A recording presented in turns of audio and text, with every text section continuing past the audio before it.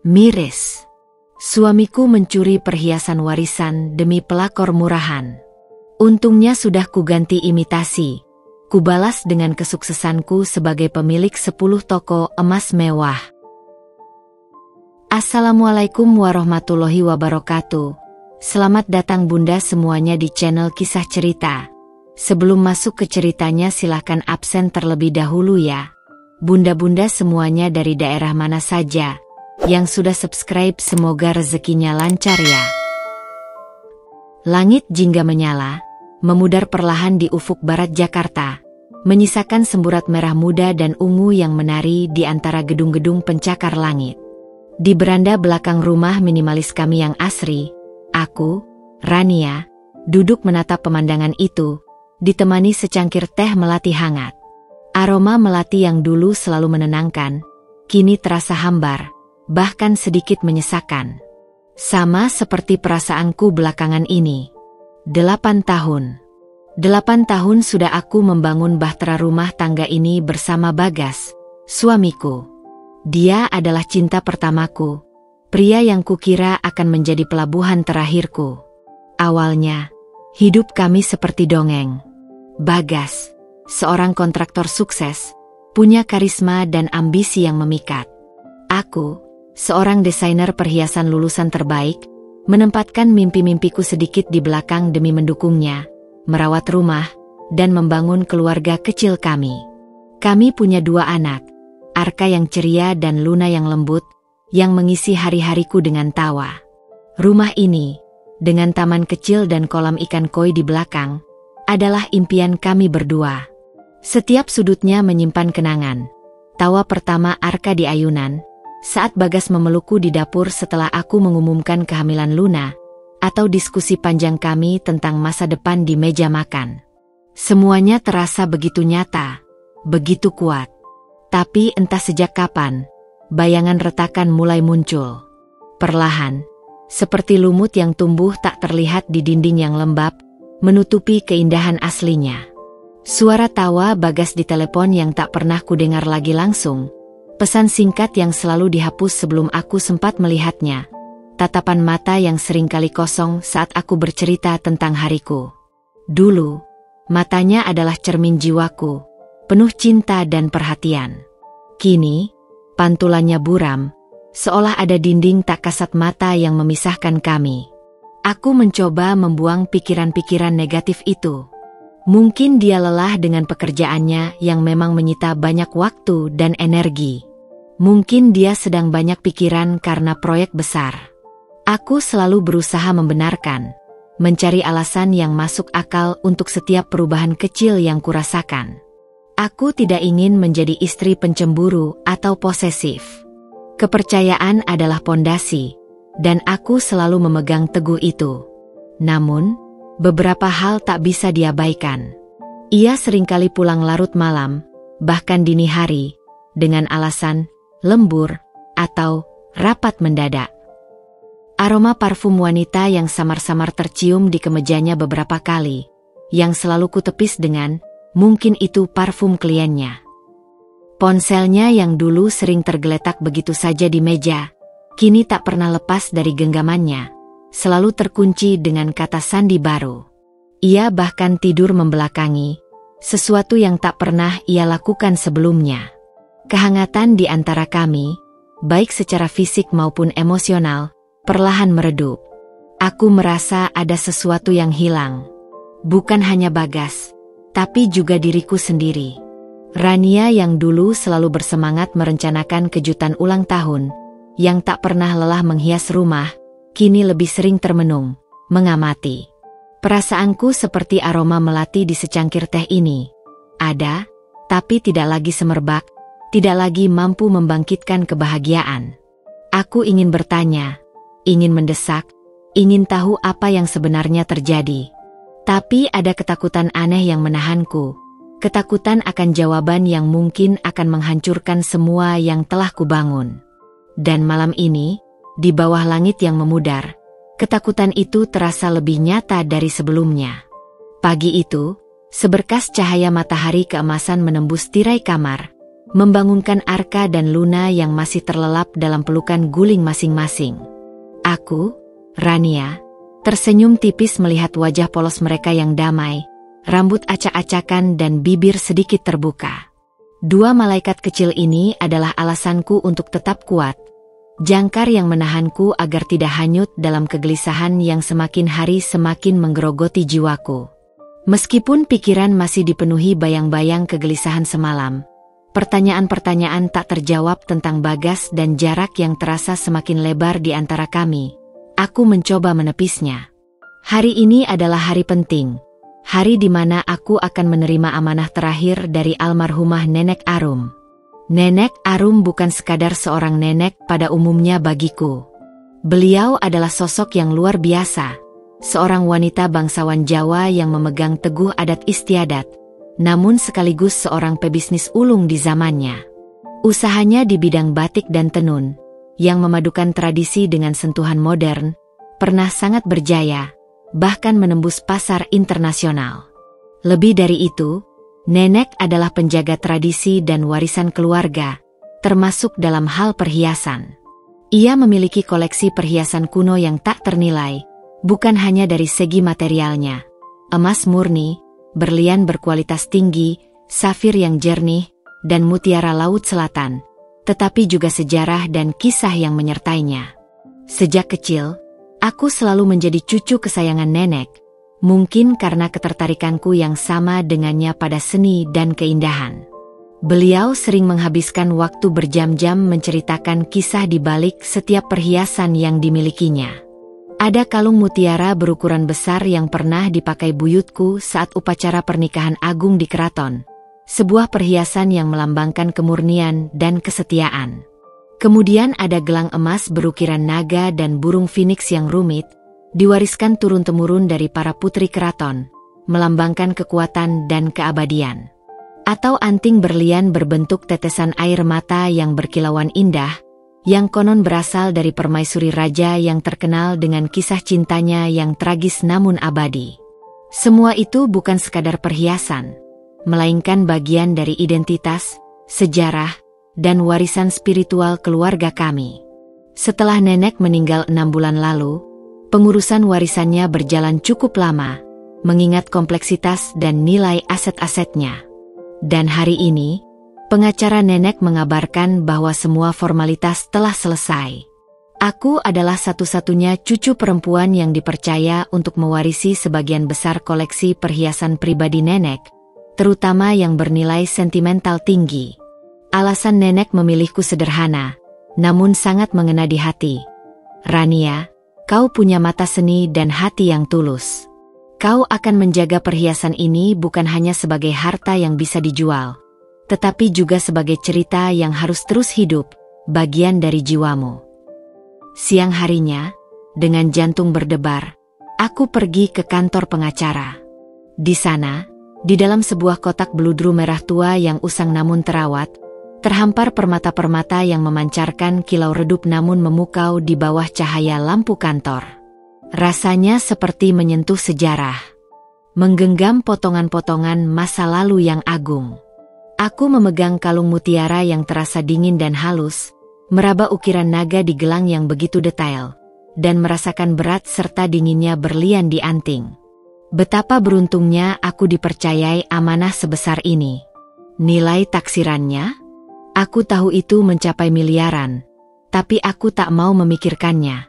Bagiku, nilai sejarah dan sentimental jauh lebih tinggi, tak bisa diukur dengan angka. Sesampainya di rumah, aku langsung membawa kotak itu ke kamar utama kami, yang terhubung langsung dengan ruang kerja Bagas. Aku tahu Bagas akan pulang sebentar lagi. Biasanya, aku akan menunjukkan semua ini padanya dengan penuh antusiasme, memamerkan setiap perhiasan dengan cerita di baliknya. Namun, firasat aneh itu muncul lagi, jauh lebih kuat dari sebelumnya. Perasaan tidak enak yang tak bisa kujelaskan, seperti ada alarm kecil yang berbunyi sangat nyaring di dalam benakku, mengingatkanku untuk berhati-hati. Aku teringat jelas percakapanku dengan nenek beberapa tahun lalu, saat beliau mulai sering sakit-sakitan. Beliau pernah berpesan sambil membelai rambutku, Enduk, harta itu bisa menjadi berkah, tapi juga ujian besar. Kadang, orang terdekatmu sekalipun, yang kau percayai sepenuh hati, bisa berubah karena kilau emas. Jagalah dirimu baik-baik, dan jagalah apa yang benar-benar berharga bagimu, tak hanya yang terlihat oleh mata. Kata-kata itu kini berputar-putar di kepalaku, terasa begitu relevan dengan situasi hubunganku dengan Bagas yang merenggang. Dengan perasaan campur aduk antara kebahagiaan menerima warisan dan kegelisahan yang mendalam, aku memutuskan untuk tidak langsung memberitahu Bagas tentang detail semua perhiasan ini, apalagi tentang nilai taksirannya yang fantastis. Aku hanya akan mengatakan bahwa warisan nenek sudah kuterima, dan itu adalah beberapa perhiasan lama yang bernilai sentimental. Untuk menyimpannya, kami memiliki brankas kecil pribadi yang dipasang tersembunyi di dinding kamar, di balik sebuah lukisan. Brankas itu hanya bisa dibuka dengan kode angka yang kami berdua ketahui. Ini adalah tempat teraman yang kami sepakati bersama untuk menyimpan dokumen penting, sertifikat, dan sedikit perhiasan pribadiku yang lain. Namun, di tengah semua keindahan dan beban amanah warisan ini, ada sebuah bisikan halus dalam diriku, sebuah firasat yang menghantui dan terasa semakin mendesak. Haruskah aku benar-benar meletakkan semua perhiasan berharga ini di sana, tanpa perlindungan tambahan? Atau ada sesuatu yang seharusnya kulakukan untuk mengantisipasi hal terburuk sekalipun? Hal yang tak ingin kubayangkan akan terjadi dalam pernikahan kami? Firasat ini, entah mengapa, terasa begitu kuat, seolah alam semesta sedang mencoba memberiku peringatan. Aku tahu aku harus mendengarkannya, bahkan jika itu berarti bertindak di luar kebiasaanku. Firasat adalah bahasa hati yang seringkali diabaikan, dianggap remeh sebagai kekhawatiran tak berdasar. Namun, firasat yang kurasakan kali ini terlalu kuat untuk diabaikan, menusuk-nusuk benakku tanpa henti. Bisikan nenek tentang kilau emas yang bisa mengubah orang terdekat, yang dulu kukira hanya metafora usang, kini terasa nyata, relevan, bahkan menakutkan. Aku menatap kotak bludru merah berisi warisan yang kini tergeletak di meja rias, berkilauan redup di bawah cahaya lampu kamar. Setiap permata di dalamnya memancarkan keindahan kuno yang memukau, namun juga seolah menyembunyikan potensi kehancuran, aura negatif yang tak kasat mata. Aku memejamkan mata, membiarkan ingatan tentang perubahan Bagas mengalir seperti sungai yang keruh. Dulu, ia selalu menjadi pendukung terbesarku, antusias dengan pekerjaanku sebagai desainer perhiasan. Ia sering memuji desain-desainku yang unik, bahkan memberiku ide-ide segar untuk koleksi baru. Matanya akan berbinar saat aku menceritakan detail proses pembuatan perhiasan, dari sketsa hingga polesan akhir. Tapi belakangan, semua itu lenyap. Ia jarang bertanya, bahkan tampak tak peduli saat aku bercerita tentang proyek-proyek besar yang kudapatkan. Ada gurat-gurat ketidakpuasan, bahkan sedikit keremehan di wajahnya, seolah pekerjaanku, yang menurutku adalah seni dan passion, tidak lagi cukup membanggakan baginya, atau tidak menghasilkan uang cepat dan besar, seperti bisnis kontraktornya. Ia sering mengungkit tentang bagaimana bisnisnya mampu mengalirkan pundi-pundi dalam waktu singkat, seolah meremehkan ketelitian, kesabaran, dan kreativitas yang kubutuhkan dalam setiap desain perhiasanku. Keputusanku bulat, sebulat tekad yang muncul dari dasar hatiku yang terluka. Aku tidak bisa menyimpan perhiasan warisan ini begitu saja di brankas yang Bagas juga ketahui kodenya. Bukan karena aku sudah tidak percaya padanya sepenuhnya, belum, tapi lebih karena aku ingin melindungi warisan berharga ini dari segala kemungkinan terburuk, termasuk dari godaan yang bisa menyerang siapapun, bahkan suamiku sendiri.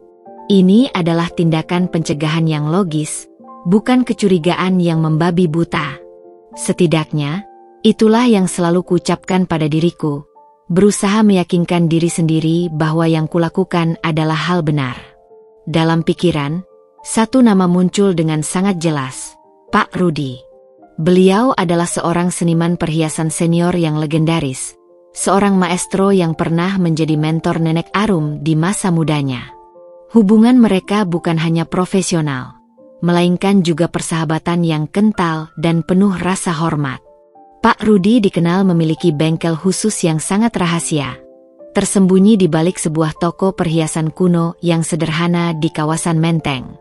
Di sanalah ia mengerjakan replika perhiasan antik dengan tingkat akurasi yang luar biasa, seringkali disebut sebagai tukang sulap perhiasan. Nenek pernah bercerita bahwa beliau sering meminta Pak Rudi membuat duplikat perhiasan tertentu untuk keperluan acara-acara yang tidak terlalu formal, hanya untuk menghindari risiko kehilangan atau kerusakan pada yang asli. Keahlian Pak Rudi adalah melegenda. Tanpa membuang waktu lebih lama, aku mencari nomor telepon Pak Rudi yang sudah lama kusimpan dalam buku kontak lamaku. Tanganku sedikit gemetar saat menekan tombol panggil. Beberapa dering berlalu, lalu suara Pak Rudi yang hangat, bijaksana, dan familiar menyapaku. Setelah basa-basi sebentar dan menanyakan kabar keluarga, aku langsung menyampaikan maksudku dengan hati-hati namun tegas. Aku menjelaskan secara singkat tentang warisan Nenek Arum dan keinginanku yang mendesak untuk membuat replika persis dari beberapa perhiasan utamanya. Pak Rudi diam sejenak di ujung telepon, seolah menimbang-nimbang permintaanku. Lalu, dengan nada pengertian, ia berkata, "Rania, saya mengerti. Nenekmu juga sering melakukan hal ini. Kehati-hatian itu penting, apalagi untuk perhiasan bernilai sejarah dan tak ternilai seperti koleksi Nenek Arum. Ini bukan sekadar perhiasan biasa. Datanglah besok ke bengkel saya. Bawa perhiasan yang ingin kamu duplikat. Kita bicarakan detailnya." Suaranya menenangkan, seolah dia sudah terbiasa dengan permintaan semacam ini. Keesokan harinya, dengan jantung berdebar dan pikiran yang penuh perhitungan, aku dengan hati-hati membawa 3 perhiasan paling berharga dari warisan nenek, kalung mutiara yang legendaris, gelang emas berukiran naga yang detail, dan sepasang anting tetesan air mata berlian yang berkilauan. Aku tidak membawa seluruh koleksi, hanya yang paling ikonik, bernilai tinggi, dan paling berisiko jika sampai hilang atau rusak. Saat tiba di bengkel Pak Rudi yang tersembunyi di balik toko perhiasan kecilnya, aku terkesima lagi. Tempat itu bukan sekadar bengkel biasa, melainkan laboratorium seni yang penuh keajaiban. Berbagai alat canggih modern berpadu dengan perkakas tradisional kuno, aroma logam yang dipoles dan sedikit bau bahan kimia memenuhi udara. Dan di setiap sudut terpajang hasil karya tangan yang luar biasa detail, mulai dari ukiran mikro hingga permata yang dipasang dengan presisi sempurna. Pak Rudi, mengenakan kacamata berlensa tebal, meneliti perhiasan-perhiasan itu dengan kaca pembesar khusus. Matanya yang tua namun tajam memancarkan kekaguman tulus. "Ini memang koleksi yang luar biasa, Rania," katanya pelan, suaranya dipenuhi rasa hormat. "Mutiara ini, kilau alaminya sungguh langka. Ukiran naga ini, detailnya bahkan lebih halus dari yang saya ingat. Semuanya murni seni dan sejarah. Replika yang sempurna butuh waktu, ketelitian tinggi, dan bahan yang tidak sembarangan. Tapi saya bisa melakukannya." "Untuk apa? Enduk? Apa ada firasat buruk?" tanyanya lembut, suaranya penuh empati, seolah membaca kegelisahan yang terpancar dari raut wajahku. Aku menghela napas panjang, memutuskan untuk jujur pada Pak Rudi, meskipun tidak sepenuhnya terbuka tentang Bagas. "Entahlah, Pak Rudi, mungkin hanya kehati-hatian berlebih yang tiba-tiba muncul. Atau mungkin, ya, ada firasat yang terus menghantui. Saya hanya ingin memastikan bahwa, meskipun sesuatu yang tidak diinginkan terjadi, misalnya, kehilangan, atau bahkan terburuk sekalipun, warisan sejarah ini tetap aman dan tidak jatuh ke tangan yang salah atau disalahgunakan." Aku sengaja tidak menyebut Bagas secara langsung, hanya mengisyaratkan ketidakpastian dalam hidup. Pak Rudi tersenyum maklum, mengangguk-angguk. "Baiklah, saya akan mengerjakan ini secepat dan seteliti mungkin. Tenang saja, Rania. Ini akan jadi replika yang bahkan mata paling terlatih pun akan sulit membedakannya tanpa alat khusus." Kamu akan bisa menyimpan yang asli di tempat yang sangat rahasia, dan yang imitasi untuk keperluan apapun itu. Matanya mengisyaratkan pengertian mendalam tanpa perlu kata-kata. Ia memberiku perkiraan waktu pengerjaan, yang cukup lama mengingat kerumitan dan detailnya, serta biayanya yang tak sedikit, namun aku tak ragu sedikit pun. Rencanaku kini jelas dan terasa solid. Aku akan menunggu Pak Rudi menyelesaikan replika sempurna dari perhiasan-perhiasan paling berharga itu. Setelah replika selesai, aku akan menyimpan perhiasan asli di tempat yang benar-benar aman, di luar rumah, di sebuah safety deposit box bank terkemuka yang hanya aku yang punya akses kuncinya. Sementara itu, perhiasan replika akan kumasukkan ke dalam brankas di rumah, seolah-olah itulah warisan asli nenek yang baru kuterima. Rasa lega yang samar mulai menyelimutiku, seperti embun pagi yang menyejukkan. Setidaknya, aku telah mengambil langkah konkret untuk melindungi amanah nenek dan diriku sendiri dari kemungkinan terburuk. Namun, di balik rasa lega itu, ada juga rasa sakit yang perih. Fakta bahwa aku merasa perlu melakukan ini untuk melindungi diriku dan warisan dari suamiku sendiri adalah tamparan keras bagi pondasi pernikahanku yang kukira kokoh. Aku tahu, jika Bagas sampai mencoba mengambil perhiasan ini, rencanaku akan menjadi jaring penangkap yang siap menjeratnya, dan aku sama sekali tidak siap membayangkan konsekuensi dan kehancuran yang mungkin akan terjadi setelah jaring itu tertutup. Perasaan ini, antara harapan dan ketakutan, adalah beban yang berat. 2 bulan berlalu, terasa bagaikan rentang waktu yang abadi, diselimuti ketegangan yang hening dan mencekam. Setiap hari terasa seperti menunggu sebuah bom waktu yang kapan saja bisa meledak, menghancurkan sisa-sisa keutuhan yang masih ada. Aku menjalani rutinitas harian dengan senyum yang dipaksakan, sebuah topeng sempurna yang kubuat untuk melindungi diri. Aku mengurus anak-anak, Arka yang kini mulai sering bertanya tentang ayahnya, dan Luna yang masih terlalu kecil untuk memahami, mengelola desain perhiasanku, dan berpura-pura semuanya baik-baik saja di depan Bagas. Di sisi lain, Pak Rudi bekerja dengan sangat teliti. Dedikasinya pada seni replika memang tak tertandingi.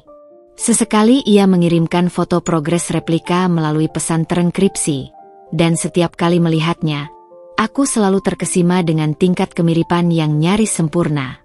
Aku bahkan tak bisa membedakannya dari foto saja, tanpa melihat langsung perhiasan aslinya. Pada suatu sore yang mendung, ketika awan kelabu menggantung rendah di atas kota Jakarta, teleponku berdering. Nama, Pak Rudi, tertera di layar. Jantungku berdebar kencang, sebuah perpaduan antara antisipasi dan ketakutan. Rania, replikanya sudah selesai. Bisa kamu ambil besok siang. Suaranya terdengar puas, penuh kebanggaan akan karyanya. Ini dia, momen yang kutunggu-tunggu sekaligus kutakuti. Momen di mana persiapanku akan selesai, dan aku harus menghadapi kenyataan yang lebih besar. Keesokan harinya, dengan langkah mantap namun hati yang berat, aku pergi ke bengkel Pak Rudi. Di sana, di atas meja kerja yang bersih dan tersusun rapi, terhampar 2 set perhiasan yang sangat identik. Satu set memancarkan aura keaslian yang tak terbantahkan, kilau mutiara yang dalam dan hangat, pantulan berlian yang sempurna memecah cahaya, detail ukiran yang hidup dan terasa, bernapas, di ujung jari. Set lainnya, replika yang dibuat dengan sangat presisi, hampir tak ada bedanya jika hanya dilihat dengan mata telanjang. Aku mengamati dengan saksama, membandingkan setiap lekuk, setiap pantulan, setiap detail kecil. Pak Rudi memang seorang maestro, seorang ahli di atas para ahli. Bagaimana, Rania? Tak bisa dibedakan, kan? Tanya Pak Rudi sambil tersenyum bangga, matanya memancarkan kepuasan. Luar biasa, Pak Rudi. Ini benar-benar sempurna, gumamku. Takjub namun juga diliputi rasa miris.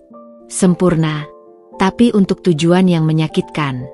Saya sudah siapkan 2 kotak bludru yang identik, persis seperti kotak dari nenekmu. Kamu bisa menaruh yang asli di tempat amanmu, Dan yang ini. Ia menunjuk replika. Untuk di rumah. Jika diperlukan. Pak Rudi sengaja tidak menyebutkan jika Bagas mengambilnya. Ia hanya mengisyaratkan dengan pandangan penuh pengertian. Aku mengangguk. Hatiku terasa campur aduk. Aku membayar Pak Rudi sejumlah besar uang. Namun itu terasa sepadan dengan ketenangan yang kurasakan. Aku mengucapkan terima kasih berkali-kali. Tulus dari lubuk hati. Sebelum pulang, aku mampir ke sebuah bank di pusat kota yang memiliki fasilitas safety deposit box dengan sistem keamanan berlapis. Dengan hati-hati, aku menyimpan seluruh perhiasan warisan asli nenek di dalam sebuah box yang hanya bisa kubuka sendiri, dengan 2 lapis kunci fisik dan kode PIN. Rasa lega yang luar biasa membanjiri diriku setelah kunci box itu kugenggam erat di tangan. Setidaknya, amanah berharga nenek sudah terlindungi dari segala kemungkinan buruk di luar kendaliku. Kembali ke rumah, aku menaruh perhiasan replika ke dalam kotak bludru merah yang sama persis dengan kotak asli warisan nenek. Kemudian, dengan tangan gemetar namun mantap, aku memasukkannya ke dalam brankas tersembunyi di dinding kamar kami, tepat di balik lukisan pemandangan pantai yang sering Bagas pandangi saat kami baru menikah. Aku memejamkan mata sejenak, berharap dalam hati yang paling dalam, bahwa langkah ini tidak perlu digunakan. Aku masih berharap Bagas akan kembali seperti dulu, akan tersadar, dan kami bisa memperbaiki semua ini. Namun, harapan itu semakin tipis seiring berjalannya waktu. Perubahan Bagas semakin kentara dan menyakitkan, seperti luka yang terus digaruk hingga menganga. Ia seringkali menghabiskan malam di luar, beralasan bertemu klien, mengurus proyek mendadak di luar kota, atau bahkan hanya nongkrong dengan teman. Namun, setiap kali ia pulang, bau parfum yang berbeda itu semakin kuat dan menusuk hidungku.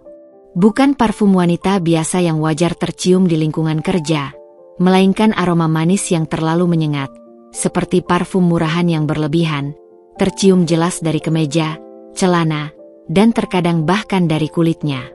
Aku pernah melihat tanda merah samar di lehernya, yang ia sebut digigit nyamuk, dengan nada acuh tak acuh. Namun, aku tahu, itu bukan gigitan nyamuk. Itu adalah bekas ciuman. Ponselnya menjadi benda suci yang tak tersentuh olehku, bahkan jika ia tidur. Jika dulu kami sering berbagi ponsel untuk melihat foto atau berita, kini ia akan segera menyembunyikannya di bawah bantal, mengantonginya bahkan saat makan, atau membawa serta ke kamar mandi. Layar ponselnya selalu terkunci dengan pola baru, dan ia akan panik jika ponsel itu tak sengaja tertinggal di dekatku.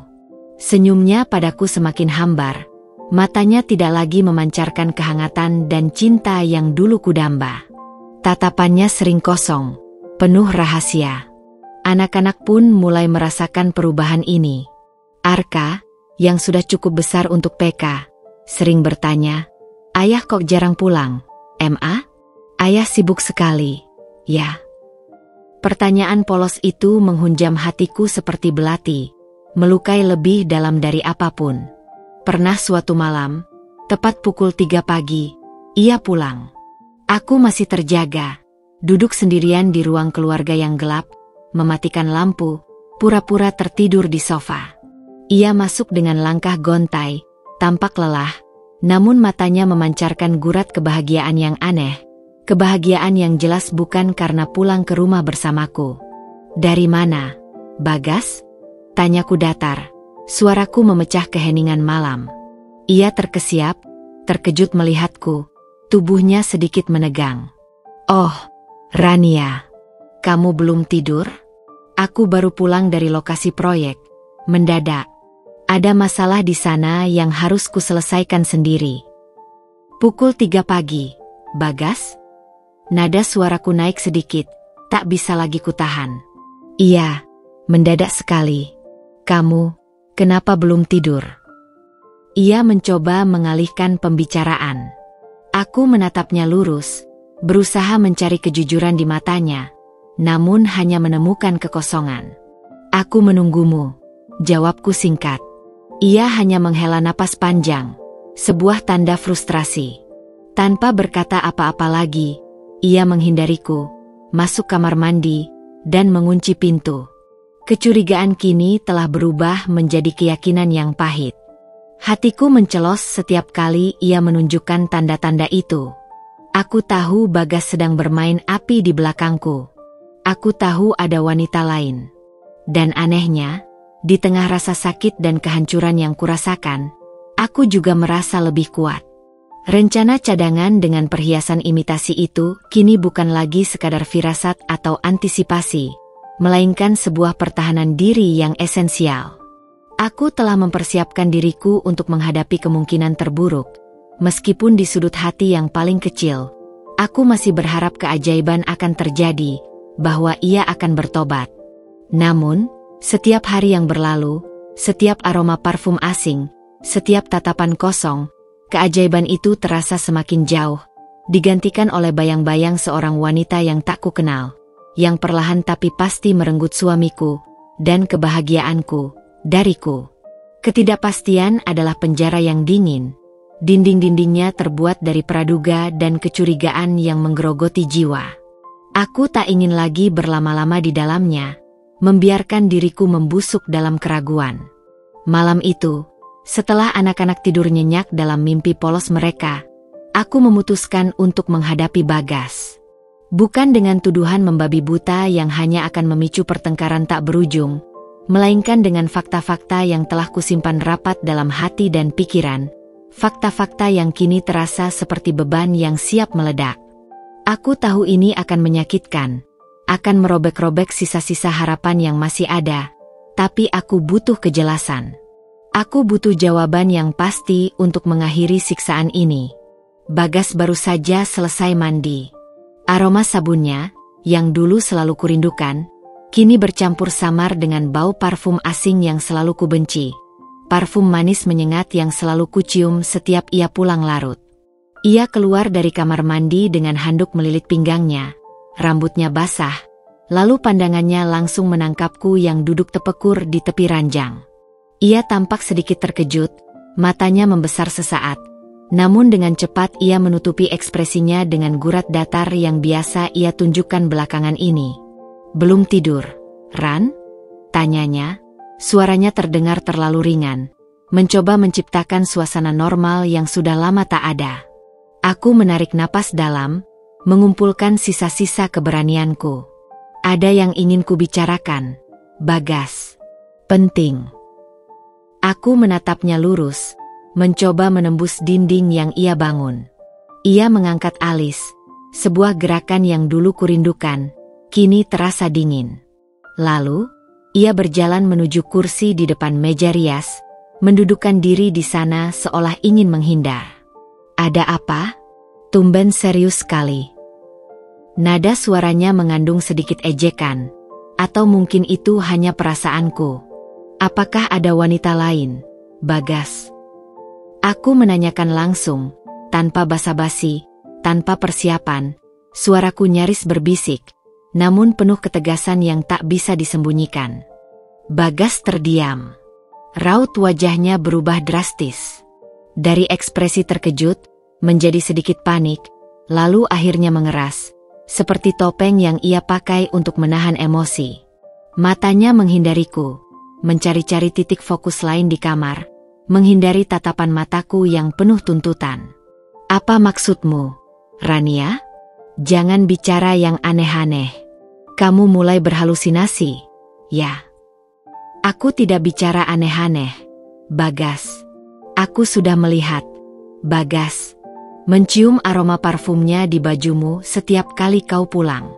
Melihat ponselmu yang tiba-tiba jadi rahasia besar. Selalu terkunci dan tak pernah lepas darimu. Bekas merah di lehermu itu bukan gigitan nyamuk, kan?" Suaraku bergetar tak tertahankan. Namun aku berusaha keras untuk tetap tenang dan kuat, agar tidak terlihat rapuh di hadapannya. Ia menghela napas kasar, bangkit dari kursi dan berjalan mondar-mandir di kamar. Langkahnya gelisah. Kamu memata-mataiku," tuduhnya, mencoba mengalihkan perhatian dari inti masalah. "Aku tidak perlu memata-mataimu, Bagas. Semua tandanya sangat jelas. Aku istrimu. Aku tahu setiap perubahanmu, setiap napasmu, setiap rahasia kecilmu. Apa kau pikir aku sebodoh itu? Nadaku sedikit meninggi, tak bisa lagi menahan ledakan emosi yang tertahan. Jadi, jawab aku. Jujur. Sekarang. Hening. Detik-detik berlalu terasa begitu lambat, seperti jarum jam yang tertahan di udara, menggantung di antara kami, dipenuhi ketegangan yang menyesakan.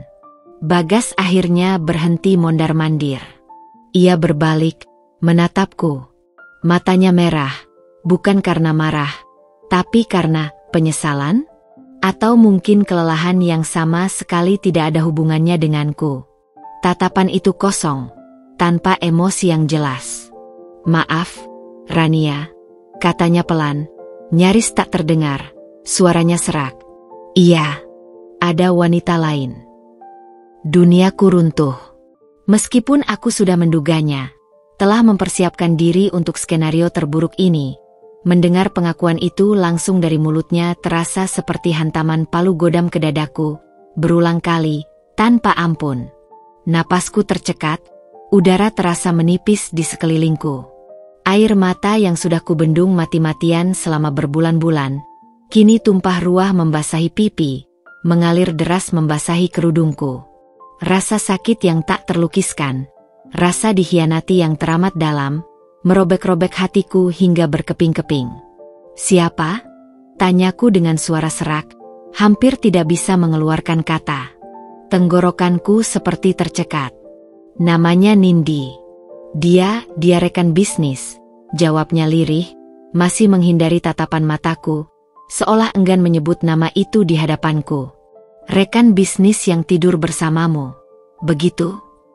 Aku tak bisa menahan sarkasme dalam suaraku, sebuah pertahanan diri agar aku tidak terlihat terlalu rapuh. Bagas menunduk, bahunya melorot. Aku tidak tahu bagaimana ini bisa terjadi, Rania. Aku hanya merasa jenuh dengan semuanya. Jenuh? Setelah 8 tahun? Dengan pernikahan yang kubangun bersamanya? Dengan keluarga kecil kami yang bahagia? Dengan anak-anak yang polos dan mencintai kami berdua? Kata itu terasa seperti pisau yang diputar di luka yang sudah menganga, memperparah rasa perihnya. Tidak ada penjelasan yang bisa membenarkan kata jenuh itu. Jenuh, Bagas. Jadi caramu mengatasi kejenuhan adalah dengan menghancurkan keluarga kita? Dengan berkhianat? Dengan membawa wanita murahan itu masuk ke dalam hidup kita? Suaraku kini penuh amarah. Amarah yang membakar habis sisa-sisa kesabaranku. Apa kekuranganku, Bagas? Apa yang tidak kuberikan padamu selama ini? Apakah aku tidak cukup baik? Ia mengangkat wajahnya. Matanya merah, kali ini mungkin karena penyesalan yang sedikit. Bukan kekuranganmu, Rania. Sama sekali bukan. Aku yang salah. Aku yang brengsek. Aku tahu ini tidak ada alasan. Nindi, dia berbeda. Dia membuatku merasa bebas. Bebas. Kata lain yang menghancurkanku, menghancurkan sisa-sisa keyakinanku pada Bagas. Bebas dari apa? Dari tanggung jawab? Dari kesetiaan? Dari janji-janji pernikahan yang pernah ia ikrarkan di hadapan Tuhan dan orang tua kami? Aku tertawa hambar, penuh kepedihan yang menusuk. Tawa itu lebih mirip isak tangis tertahan. Bebas, katamu? Kau tahu, Bagas, aku sudah menduga ini sejak lama. Makanya, aku sudah menyiapkan diriku. Aku tahu kau akan merenggut kebahagiaanku. Kau akan mengambil semua yang kau bisa. Tapi ada satu hal yang tidak akan kubiarkan kau renggut dari diriku. Harga diriku. Bagas menatapku bingung. Air matanya sendiri mulai menetes. Mungkin karena melihatku hancur. Atau karena menyadari konsekuensi perbuatannya. Pengakuannya adalah akhir dari sebuah babak. Babak tentang kebohongan dan ketidakpastian yang menyelimuti pernikahan kami. Kini, Sebuah babak baru akan dimulai. Babak tentang kehancuran, tentang perpisahan, dan yang terpenting, tentang pertarungan untuk bangkit dan menemukan kekuatanku kembali. Aku tak tahu apa yang akan terjadi selanjutnya, apa badai yang akan kuhadapi. Tapi satu hal yang pasti, aku tidak akan membiarkan diriku hancur sendirian, dalam kesedihan yang tak berujung. Aku akan bangkit, demi diriku, demi anak-anakku, dan demi semua yang telah kudapatkan dari warisan nenek. Malam itu terasa sangat panjang, jauh lebih panjang dari malam-malam sebelumnya. Setelah pengakuan Bagas, kamar tidur kami, yang seharusnya menjadi tempat berlindung dan kehangatan, diliputi keheningan yang memekakkan, jauh lebih dingin daripada keheningan sebelum badai. Aku merasakan tatapan Bagas yang penuh penyesalan, atau mungkin rasa bersalah yang menggerogoti, tapi aku tidak peduli. Hatiku terlalu remuk redam, terlalu sakit, terlalu hancur berkeping-keping untuk merespons, untuk bahkan sekadar membalas tatapannya. Dia akhirnya menyerah dan tidur di sofa ruang tamu, entah karena merasa tak pantas berada di sisiku, atau karena aku telah mengunci pintu kamar tanpa kata, sebuah tanda penolakan yang jelas. Pagi harinya, aku bangun dengan mata bengkak yang terasa perih dan kepala pusing berdenyut-denyut. Namun, di balik rasa sakit fisik itu, ada sesuatu yang berbeda di dalam diriku. Kesedihan yang mendalam itu tak lantas hilang, tentu saja tidak. Namun, kini ia bercampur dengan kemarahan yang membara dan tekad yang membaja, seperti baja yang ditempa dalam api. Bagas telah merampas kedamaian, kepercayaanku, dan bahkan sebagian dari jiwaku. Sekarang, aku akan memastikan dia merasakan konsekuensi pahit dari perbuatannya, konsekuensi yang setimpal dengan rasa sakit yang ia sebabkan. Aku tahu titik lemah Bagas dengan sangat baik. Dia selalu tergila-gila pada uang, kekuasaan, dan kemewahan yang bisa dibelinya. Ambisinya yang dulu kuanggap positif, yang dulu kubanggakan sebagai bagian dari semangatnya, kini telah berubah menjadi keserakahan yang membutakan. Dan aku yakin 100%, Nindi, si pelakor murahan itu, pasti punya andil besar dalam mengipas-ngipasi api keserakahan dan gaya hidup glamor yang Bagas inginkan, bahkan mungkin menuntutnya. Perhiasan warisan nenekku, dengan nilai taksiran miliaran rupiah, yang sebenarnya tak kuanggap lebih dari sekadar warisan sejarah, pasti menjadi daya tarik utama yang membutakan bagi mereka berdua. Firasatku yang mendorongku untuk membuat replika perhiasan itu kini terasa seperti anugerah, sebuah perlindungan ilahi. Sebuah rencana yang kejam namun setimpal mulai terbentuk dengan jelas di benakku, seperti ukiran permata yang presisi. Bagas mencuri perhiasan, itu fakta. Tapi yang ia curi adalah yang palsu, sebuah replika sempurna yang tidak memiliki nilai material seujung kuku pun.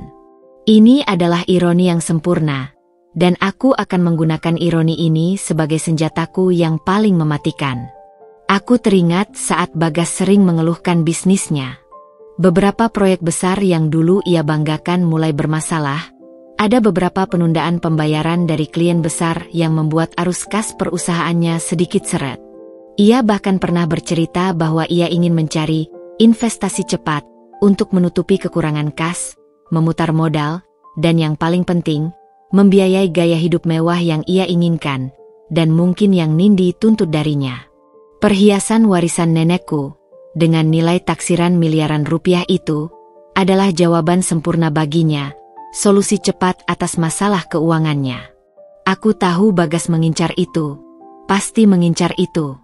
Aku membiarkan pikiranku merangkai skenario demi skenario, merencanakan setiap langkah. Ia pasti akan mencari cara untuk mengambil perhiasan itu dari brankas, cepat atau lambat. Mungkin diam-diam saat aku lengah, mungkin terang-terangan dengan dalih ia butuh uang untuk bisnisnya. Dan saat ia melakukannya, ia akan mendapatkan hanya imitasi yang tidak berharga. Tapi ia tidak akan tahu. Ia akan percaya sepenuhnya bahwa ia telah memiliki harta karun itu. Ia akan mengira telah mendapatkan miliaran rupiah, dan mungkin akan menjualnya untuk membiayai Nindi, atau menyelamatkan bisnisnya yang mulai oleng, atau bahkan foya-foya dengan pelakornya. Kemudian, pada saat yang paling tepat, saat ia merasa di atas angin, saat ia merasa telah mengalahkanku, aku akan menunjukkan padanya bahwa aku memiliki perhiasan aslinya. Aku akan menunjukkan padanya bahwa aku tidak hancur. Bahkan lebih dari itu, aku akan menunjukkan padanya bahwa aku telah menggunakannya untuk membangun sesuatu yang jauh lebih besar, lebih kuat, dan lebih abadi daripada kebahagiaan sesaatnya bersama Nindi.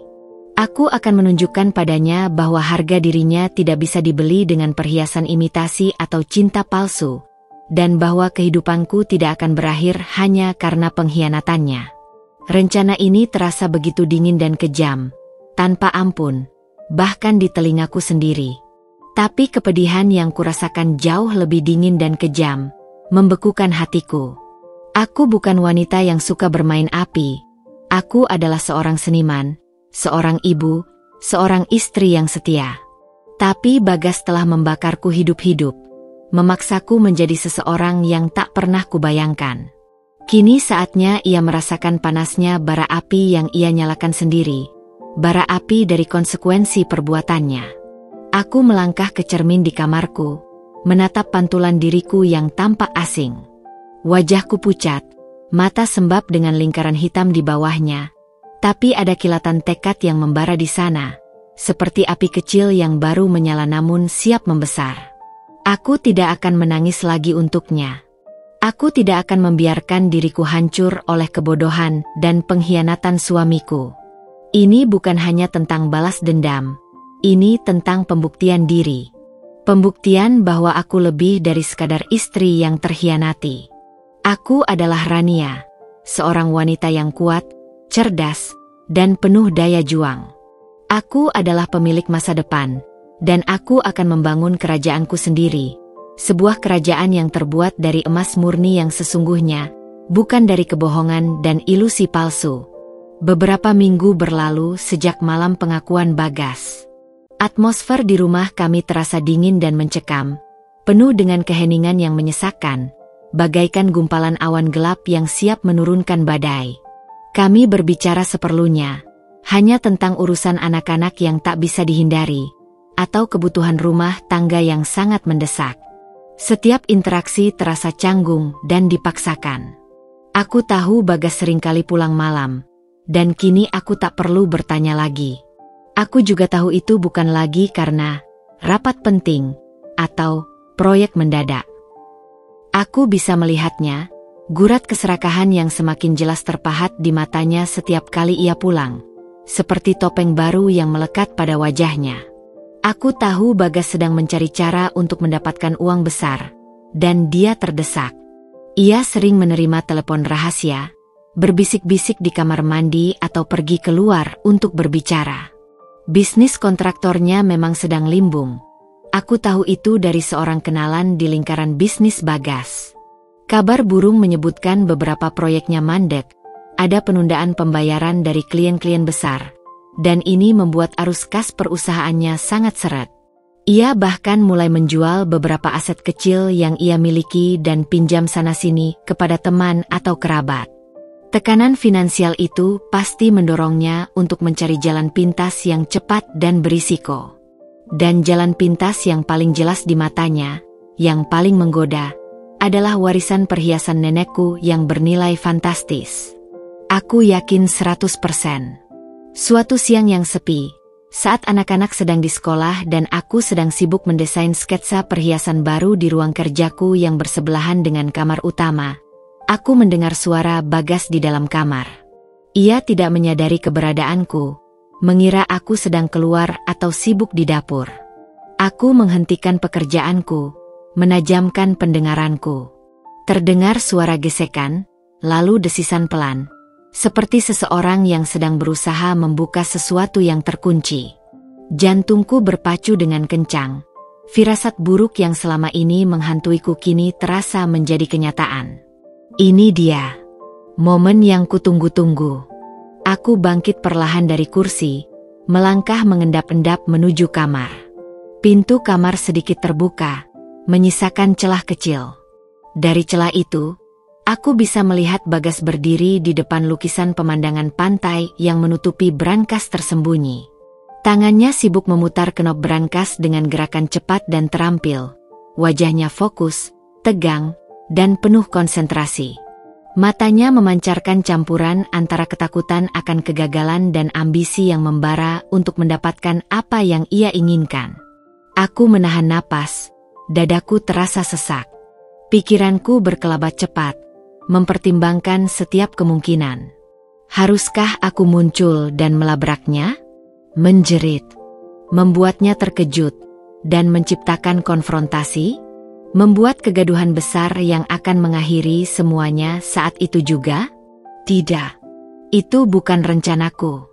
Rencanaku adalah membiarkannya jatuh ke dalam perangkap yang ia gali sendiri, membiarkannya mengira ia telah berhasil. Biarkan ia menggali lebih dalam lubang yang akan menelannya. Aku melihat tangannya beraksi cepat dan cekatan. Jarinya menekan kombinasi angka yang sama persis dengan yang kami gunakan selama ini. Kodenya tidak ia ganti. Itu adalah kode tanggal pernikahan kami, 14032017. Sebuah ironi lain yang menyakitkan, sebuah tanggal suci yang kini dinodai oleh pengkhianatan. Klik. Suara kunci bergeser pelan, dan pintu brankas terbuka. Bagas tersenyum tipis, senyum penuh kemenangan yang membuat perutku mual. Senyum licik seorang pencuri yang merasa di atas angin. Tangannya langsung masuk ke dalam brankas, merogoh ke dalam, dan meraih kotak beludru merah yang persis sama dengan kotak warisan nenek, kotak yang berisi replika perhiasan. Ia mengeluarkannya, membuka tutupnya dengan tergesa-gesa, seolah takut ada yang melihat. Matanya membulat, berbinar melihat perhiasan yang ada di dalamnya. Kalung mutiara, gelang naga, anting tetesan air mata, semuanya berkilau, memantulkan cahaya redup ruangan. Ia tidak tahu, atau tidak mau tahu, bahwa kilau itu adalah kilau palsu yang menipu. Ia cepat-cepat menutup kotak itu, menyembunyikannya di balik jaketnya yang ia gantung di bahu. Lalu, ia menutup kembali pintu brankas dan menggeser lukisan kembali ke posisi semula. Berusaha serapi mungkin seolah tak ada yang terjadi. Ia melirik ke sekeliling kamar, ke arah pintu, seolah mencari tahu apakah ada yang melihat atau mendengar aksinya. Aku masih bersembunyi di balik dinding, menahan napas, jantung berdebar kencang, hingga ia berjalan keluar kamar dengan langkah terburu-buru, menuju pintu depan rumah. Aku mendengar suara deru mesin mobilnya menyala, lalu menjauh dari halaman rumah. Keheningan kembali melingkupi rumah, namun kali ini rasanya sangat berbeda. Bukan lagi keheningan yang menyesakkan karena ketidakpastian, melainkan keheningan setelah badai berlalu, menyisakan reruntuhan, namun juga janji akan awal yang baru yang penuh potensi. Aku melangkah masuk ke kamar, mendekati brankas. Aku membuka lukisan itu, memeriksa. Brankas itu kosong. Perhiasan imitasi yang telah Pak Rudi buat dengan susah payah itu telah lenyap. Sebuah seringai tipis terukir di bibirku, namun bersamaan dengan itu, hatiku terasa ngilu. Bagas benar-benar melakukannya. Ia benar-benar mencuri. Ia telah mengambil umpan yang kusiapkan dengan segala firasat dan rencanaku. Ini adalah titik balik, sebuah garis batas yang tak bisa ditarik mundur. Sekarang, Bagas percaya ia telah mendapatkan warisan bernilai miliaran. Ia pasti akan menjualnya, atau menggadaikannya, atau menggunakannya untuk membiayai Nindi dan ambisi busuknya. Aku tahu ia akan melakukannya, karena itulah wataknya. Dan saat itulah, rencanaku akan mulai berjalan. Ini bukan lagi tentang menunggunya hancur sendirian. Ini tentang aku yang akan bangkit, jauh lebih tinggi, jauh lebih kuat, jauh lebih sukses dari kejatuhannya.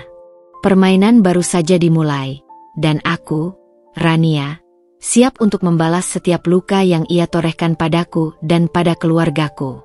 Setelah Bagas mengambil perhiasan imitasi itu, sebuah tindakan yang terasa begitu kotor dan mencoreng sisa-sisa kepercayaanku padanya.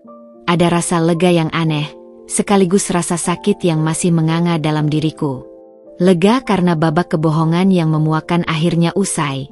Sakit karena harus menyaksikan kehancuran pernikahanku dengan mata kepala sendiri. Sebuah tontonan yang memilukan. Namun, kini tidak ada lagi waktu untuk berlarut-larut dalam kesedihan. Untuk meratapi nasib. Ini adalah saatnya untuk bertindak.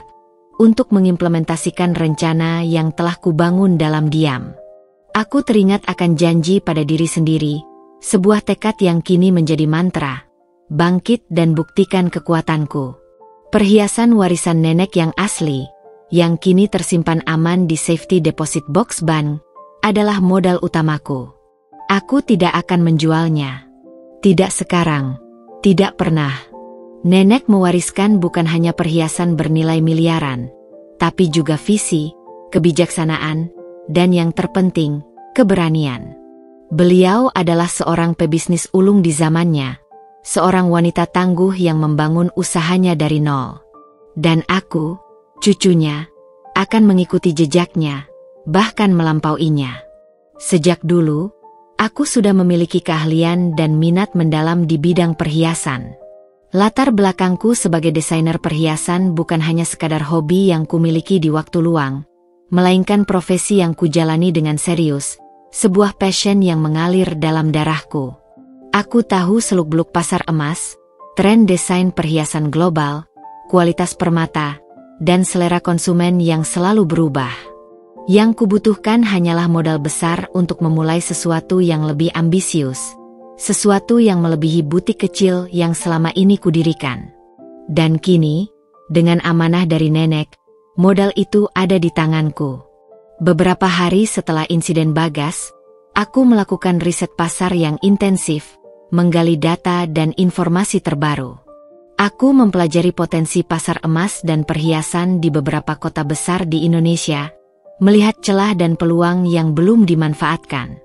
Aku juga mulai menghubungi jaringan lamaku yang luas, pengrajin perhiasan terbaik yang pernah bekerja sama denganku, pemasok bahan baku berkualitas tinggi, hingga kenalan-kenalan di bank dan agen properti yang bisa membantuku menemukan lokasi strategis.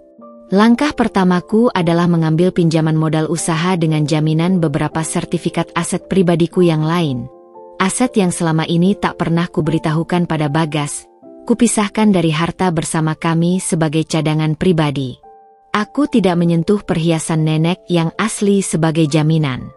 Itu adalah aset terakhir yang akan kumanfaatkan, jika memang benar-benar terdesak. Pinjaman itu kugunakan untuk menyewa sebuah ruko strategis di kawasan bisnis elit Jakarta.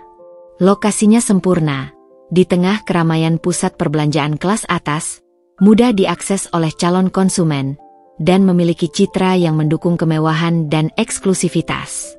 Aku memutuskan untuk membuka toko emas dan perhiasan mewah. Bukan hanya toko biasa yang menjual emas batangan atau perhiasan pasaran, melainkan sebuah butik perhiasan eksklusif yang menawarkan desain orisinal karyaku dan desainer berbakat lainnya, pelayanan prima yang personal, dan pengalaman berbelanja yang berbeda, layaknya galeri seni. Namanya? Setelah berpikir keras dan merenungkan, aku memilih nama Arum Emas. Arum, nama nenekku, sebuah penghormatan dan pengingat abadi akan inspirasi terbesarku, sumber kekuatanku, dan peninggalan berharganya. Emas, melambangkan kemewahan, nilai, dan juga ketahanan. Meskipun aku punya pengalaman mendesain dan mengelola butik kecil, mengelola bisnis skala besar dengan target pasar yang luas adalah tantangan baru yang harus kutaklukkan. Aku merekrut beberapa karyawan berpengalaman dan berdedikasi, seorang manajer operasional yang handal dan memahami seluk-beluk retail perhiasan, desainer perhiasan muda berbakat untuk membantuku mewujudkan visi koleksi, dan staf penjualan yang ramah, profesional, serta memahami etiket pelayanan pelanggan kelas atas. Aku juga menginvestasikan banyak waktu untuk belajar mandiri, membaca buku-buku manajemen keuangan, pemasaran digital, dan strategi bisnis dari para ahli, serta mengikuti beberapa kursus online singkat. Aku bekerja keras, lebih keras dari sebelumnya, hingga larut malam. Malam hari kulewati dengan lembur merancang koleksi perhiasan pertama untuk butik baru, siang hari dengan mengawasi langsung renovasi toko, mengurus perizinan yang rumit, dan bertemu dengan berbagai pihak terkait. Setiap tetes keringat yang mengalir, setiap jam tidur yang kukorbankan, terasa bermakna. Ini bukan hanya untuk keuntungan finansial. Ini adalah pertarunganku, sebuah misi pribadi. Sebuah pertarungan untuk membuktikan bahwa aku tidak akan tumbang oleh pengkhianatan. Ini adalah cara membalas Bagas, bukan dengan menjatuhkannya, tetapi dengan mengangkat diriku sendiri jauh lebih tinggi dari bayang-bayang kehancuran yang ia tinggalkan. Setiap batu permata yang kupegang, setiap sketsa desain yang kubuat, adalah manifestasi dari tekadku untuk bangkit dari kehancuran yang ia torehkan. Toko Arum Emas pertama, yang akan menjadi pondasi kerajaanku, mulai terbentuk, perlahan namun pasti. Aku merasakan gairah yang sudah lama hilang, kini kembali membara dalam diriku, lebih kuat dari sebelumnya. Gairah untuk berkarya, untuk membangun, untuk menjadi mandiri seutuhnya, untuk mengukir namaku sendiri. Aku siap untuk babak baru dalam hidupku, babak di mana aku adalah penentu nasibku sendiri, tanpa bergantung pada siapapun. Sementara aku bekerja siang malam tanpa henti, mencurahkan seluruh tenaga dan pikiranku untuk membangun Arum Emas dari nol. Di sisi lain, kehidupan Bagas mulai menunjukkan tanda-tanda kehancuran yang tak terelakkan. Aku tidak perlu mencari tahu secara aktif atau mengirim mata-mata. Kabar buruk seringkali menyebar lebih cepat daripada api yang melahap keringnya padang rumput. Lingkaran pertemanan kami, yang dulunya akrab dan penuh canda tawa, kini dipenuhi bisik-bisik, desas-desus, dan tatapan iba yang seringkali kudapatkan saat berpapasan dengan mereka. Beberapa minggu setelah ia dengan lancang mencuri perhiasan imitasi itu dari brankas kami, aku mulai mendengar kabar dari teman-teman yang juga kenal Bagas, bahwa ia mulai terlihat semakin boros dan tak terkendali. Nindi, si pelakor, dikabarkan sering mengenakan perhiasan baru yang mencolok, yang pastinya adalah perhiasan imitasi nenekku, memamerkannya dengan bangga di berbagai acara sosial kelas atas, berpesta pora di klub malam ternama, dan berlibur ke tempat-tempat mewah.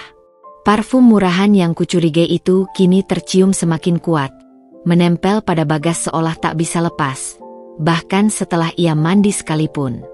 Ia membeli mobil sport baru dengan dalih, hadiah untuk diri sendiri setelah proyek besar, menyewa apartemen mewah untuk Nindi di pusat kota, dan gaya hidupnya kian hedonis, jauh melampaui kemampuan finansialnya yang sebenarnya sedang merosot tajam. Bisnis kontraktor Bagas, yang dulu ia banggakan dan sering ia agungkan sebagai lambang kesuksesan, kini benar-benar oleng, bahkan nyaris bangkrut. Proyek-proyek yang sebelumnya tertunda mulai dibatalkan satu persatu.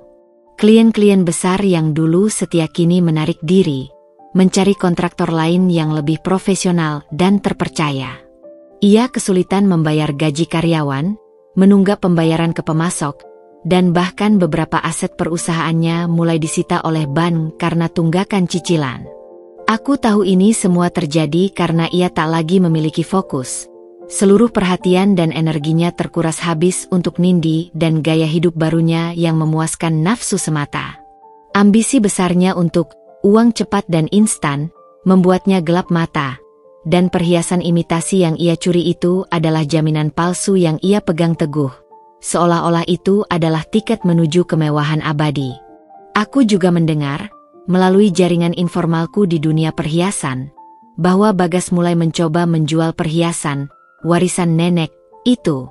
Awalnya ia mencoba menjualnya kepada pedagang emas kenalan yang punya reputasi baik, atau pengusaha perhiasan yang lebih kecil yang mungkin tak terlalu ketat dalam pemeriksaan. Namun, tak satu pun dari mereka yang mau menerima perhiasan itu. Bahkan, beberapa dari mereka menertawakannya secara terang-terangan di depan wajahnya. "Maaf, Gas, tapi ini barang palsu. Imitasi murahan. Kaca yang dipoles, emasnya pun bukan emas murni." Begitu kata seorang pedagang besar yang ia datangi, seperti yang kudengar dari salah satu kenalan lamaku yang punya toko di Pasar Atom. Bahkan anak SD pun tahu bedanya, tambah pedagang lain. Bagas tentu saja terkejut dan marah besar. Ia bersikeras bahwa itu asli, warisan dari keluarga bangsawan yang kaya raya. Ia bahkan menunjukkan surat warisan nenekku yang memang asli dan sah, meskipun surat itu tidak merinci detail atau nilai perhiasan satu persatu. Ia mencoba mencari pembeli nakal yang mau menerima tanpa terlalu banyak pertanyaan atau pemeriksaan mendalam, menawarkan dengan harga diskon gila-gilaan, tapi perhiasan imitasi, sekalipun berkualitas tinggi, tetap saja imitasi. Sulit sekali menipu mata ahli yang sudah puluhan tahun berkecimpung di dunia emas dan permata.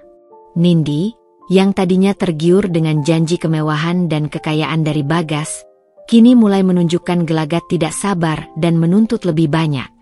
Ia terus-menerus menuntut, menginginkan barang-barang mewah dan hidup foya-foya yang tak ada habisnya. Saat ia tahu bahwa perhiasan yang Bagas janjikan bernilai miliaran ternyata palsu dan tak bisa dijual, kemarahannya meledak. Pertengkaran hebat dan memalukan sering terjadi di antara mereka, bahkan seringkali terdengar oleh tetangga apartemen Nindi, dan tentu saja, kabar itu sampai ke telingaku melalui bisik-bisik teman. Nindi merasa tertipu, sedangkan Bagas merasa dipermalukan, terpojok, dan kehabisan akal. Semua itu terjadi tanpa campur tanganku sedikitpun. Aku tidak perlu mengangkat jari, tidak perlu mengucapkan sepatah kata pun. Kejatuhan Bagas adalah hasil murni dari keserakahannya sendiri dan pilihan-pilihan buruk yang ia ambil. Perhiasan imitasi itu adalah bumerang yang memantul kembali padanya, menikamnya dari belakang, persis seperti ia menikamku. Ia telah mencuri, dan yang ia dapatkan hanyalah kilau palsu yang menipu, mencerminkan kebohongan dalam hubungannya dengan Nindi dan juga kebohongan yang ia bangun untuk dirinya sendiri. Aku tidak merasakan kepuasan yang brutal dari kejatuhannya. Lebih tepatnya, sebuah rasa dingin yang membenarkan, sebuah konfirmasi bahwa keadilan akan menemukan jalannya sendiri. Ini adalah konsekuensi alami dari perbuatannya. Bibit yang ia tanam kini menghasilkan buah yang pahit. Sementara ia sibuk bersembunyi di balik kilau palsu dan tenggelam dalam kehancuran, aku sibuk membangun fondasi yang kokoh dengan keringat, kerja keras, dan tekad yang membaja.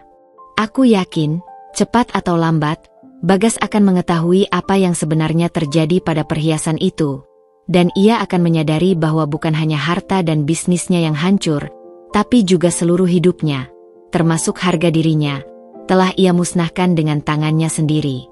Setelah berbulan-bulan kerja keras yang tak kenal lelah, tidur larut malam yang terasa lebih pendek dari biasanya, dan keringat yang tak terhitung jumlahnya mengucur membasahi pelipis, hari besar itu akhirnya tiba. Toko emas pertamaku, Arum Emas, kini berdiri kokoh, siap diluncurkan ke hadapan publik. Aku berdiri di depan butik, memandang lurus pada fasad elegannya yang memancarkan aura kemewahan sekaligus mencerminkan visi dan kerja kerasku yang tak putus.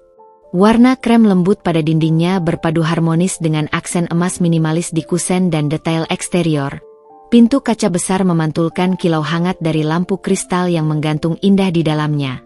Dan logo, Arum Emas, yang terukir anggun dengan tulisan kaligrafi di atas pintu utama. Ini bukan sekadar toko perhiasan. Ini adalah manifestasi dari kebangkitanku, sebuah monumen bagi tekad yang tak tergoyahkan.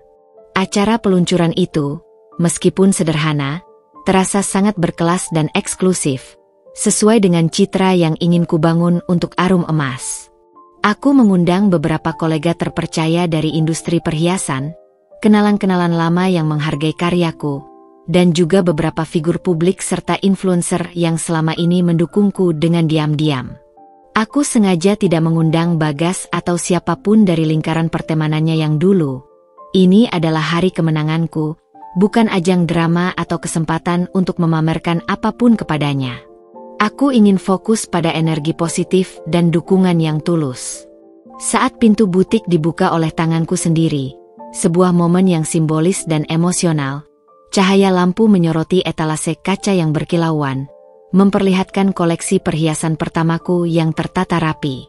Ada kalung dengan desain modern minimalis yang kususupi sentuhan etnik Jawa yang anggun, Anting-anting bertabur berlian kecil dengan potongan unik yang memancarkan kilau halus, dan cincin-cincin yang memadukan kehangatan emas kuning dengan kemewahan emas putih. Setiap piece yang terpajang adalah hasil pemikiran mendalam, keahlian tangan yang presisi, dan yang terpenting, jiwaku yang kucurahkan sepenuhnya. Aku memasukkan pengalaman pahitku ke dalam setiap detail, mengubah rasa sakit dan pengkhianatan menjadi inspirasi artistik yang tak terbatas. Yang paling menarik perhatian para tamu adalah koleksi Phoenix Rising, sebuah set perhiasan inti yang sengaja kudapatkan inspirasinya dari mitologi burung phoenix yang legendaris. Makhluk mitos yang bangkit dari abu kehancuran menjadi bentuk yang lebih indah dan kuat. Koleksi ini menampilkan detail api dan sayap yang abstrak namun artistik, terbuat dari emas rose gold yang hangat dan berlian-berlian kecil yang berkilauan seperti percikan api. Ini adalah metafora yang jelas bagi diriku sendiri, bagi Rania yang bangkit dari kehancuran pernikahannya, dari pengkhianatan yang pedih. Aku bahkan menyimpan sebuah bros kecil dari koleksi ini untuk kupakai sendiri, sebagai pengingat personal dan jimat keberuntungan. Para tamu berdecak kagum, suara-suara pujian mengalir deras, menciptakan simfoni positif di dalam butik. "Rania, ini luar biasa," seru seorang desainer senior. "Desainmu semakin matang dan punya karakter kuat," timpal seorang kolektor perhiasan. "Kualitas pengerjaannya tak diragukan lagi, sangat presisi," sahut seorang ahli permata. Pujian-pujian itu menghangatkan hatiku yang selama ini terasa beku, membangkitkan kembali semangat yang sempat redup. Aku menjelaskan konsep di balik setiap koleksi, bercerita tentang filosofi di balik nama Arum Emas, yang merupakan penghormatan kepada Nenek Arum, seorang wanita hebat yang mewariskan lebih dari sekadar perhiasan. Beliau mewariskan keberanian dan ketangguhan. Dalam pidato singkatku, yang kurangkai dengan hati-hati agar tidak terdengar seperti keluh kesah, aku berbagi sedikit kisah perjalananku. Tentu saja, aku tidak menyebut bagas atau detail pengkhianatan. Aku hanya mengatakan bahwa ada titik terendah dalam hidupku yang memaksaku untuk menemukan kekuatan sejati yang tersembunyi, dan bahwa bisnis ini adalah buah dari tekad untuk tidak menyerah pada keadaan, untuk terus berkarya dan membangun. Aku melihat beberapa mata tamu berkaca-kaca, merasakan energi positif dan dukungan yang mengelilingiku, seolah mereka memahami tanpa perlu penjelasan lebih lanjut. Yang paling membahagiakan adalah penjualan di hari pertama peluncuran. Beberapa koleksi favoritku, termasuk sebagian dari koleksi Phoenix Rising, terjual habis hanya dalam beberapa jam. Ada banyak pesanan khusus dari para tamu yang tertarik dengan desain unik dan keinginan untuk personalisasi perhiasan mereka. Stafku yang baru direkrut bekerja dengan sangat antusias, merasakan atmosfer positif dan semangat yang kubangun. Aku tahu ini baru langkah awal, baru satu toko. Tapi ini adalah pintu kesuksesan pertama yang telah kubuka dengan tangan dan keringatku sendiri.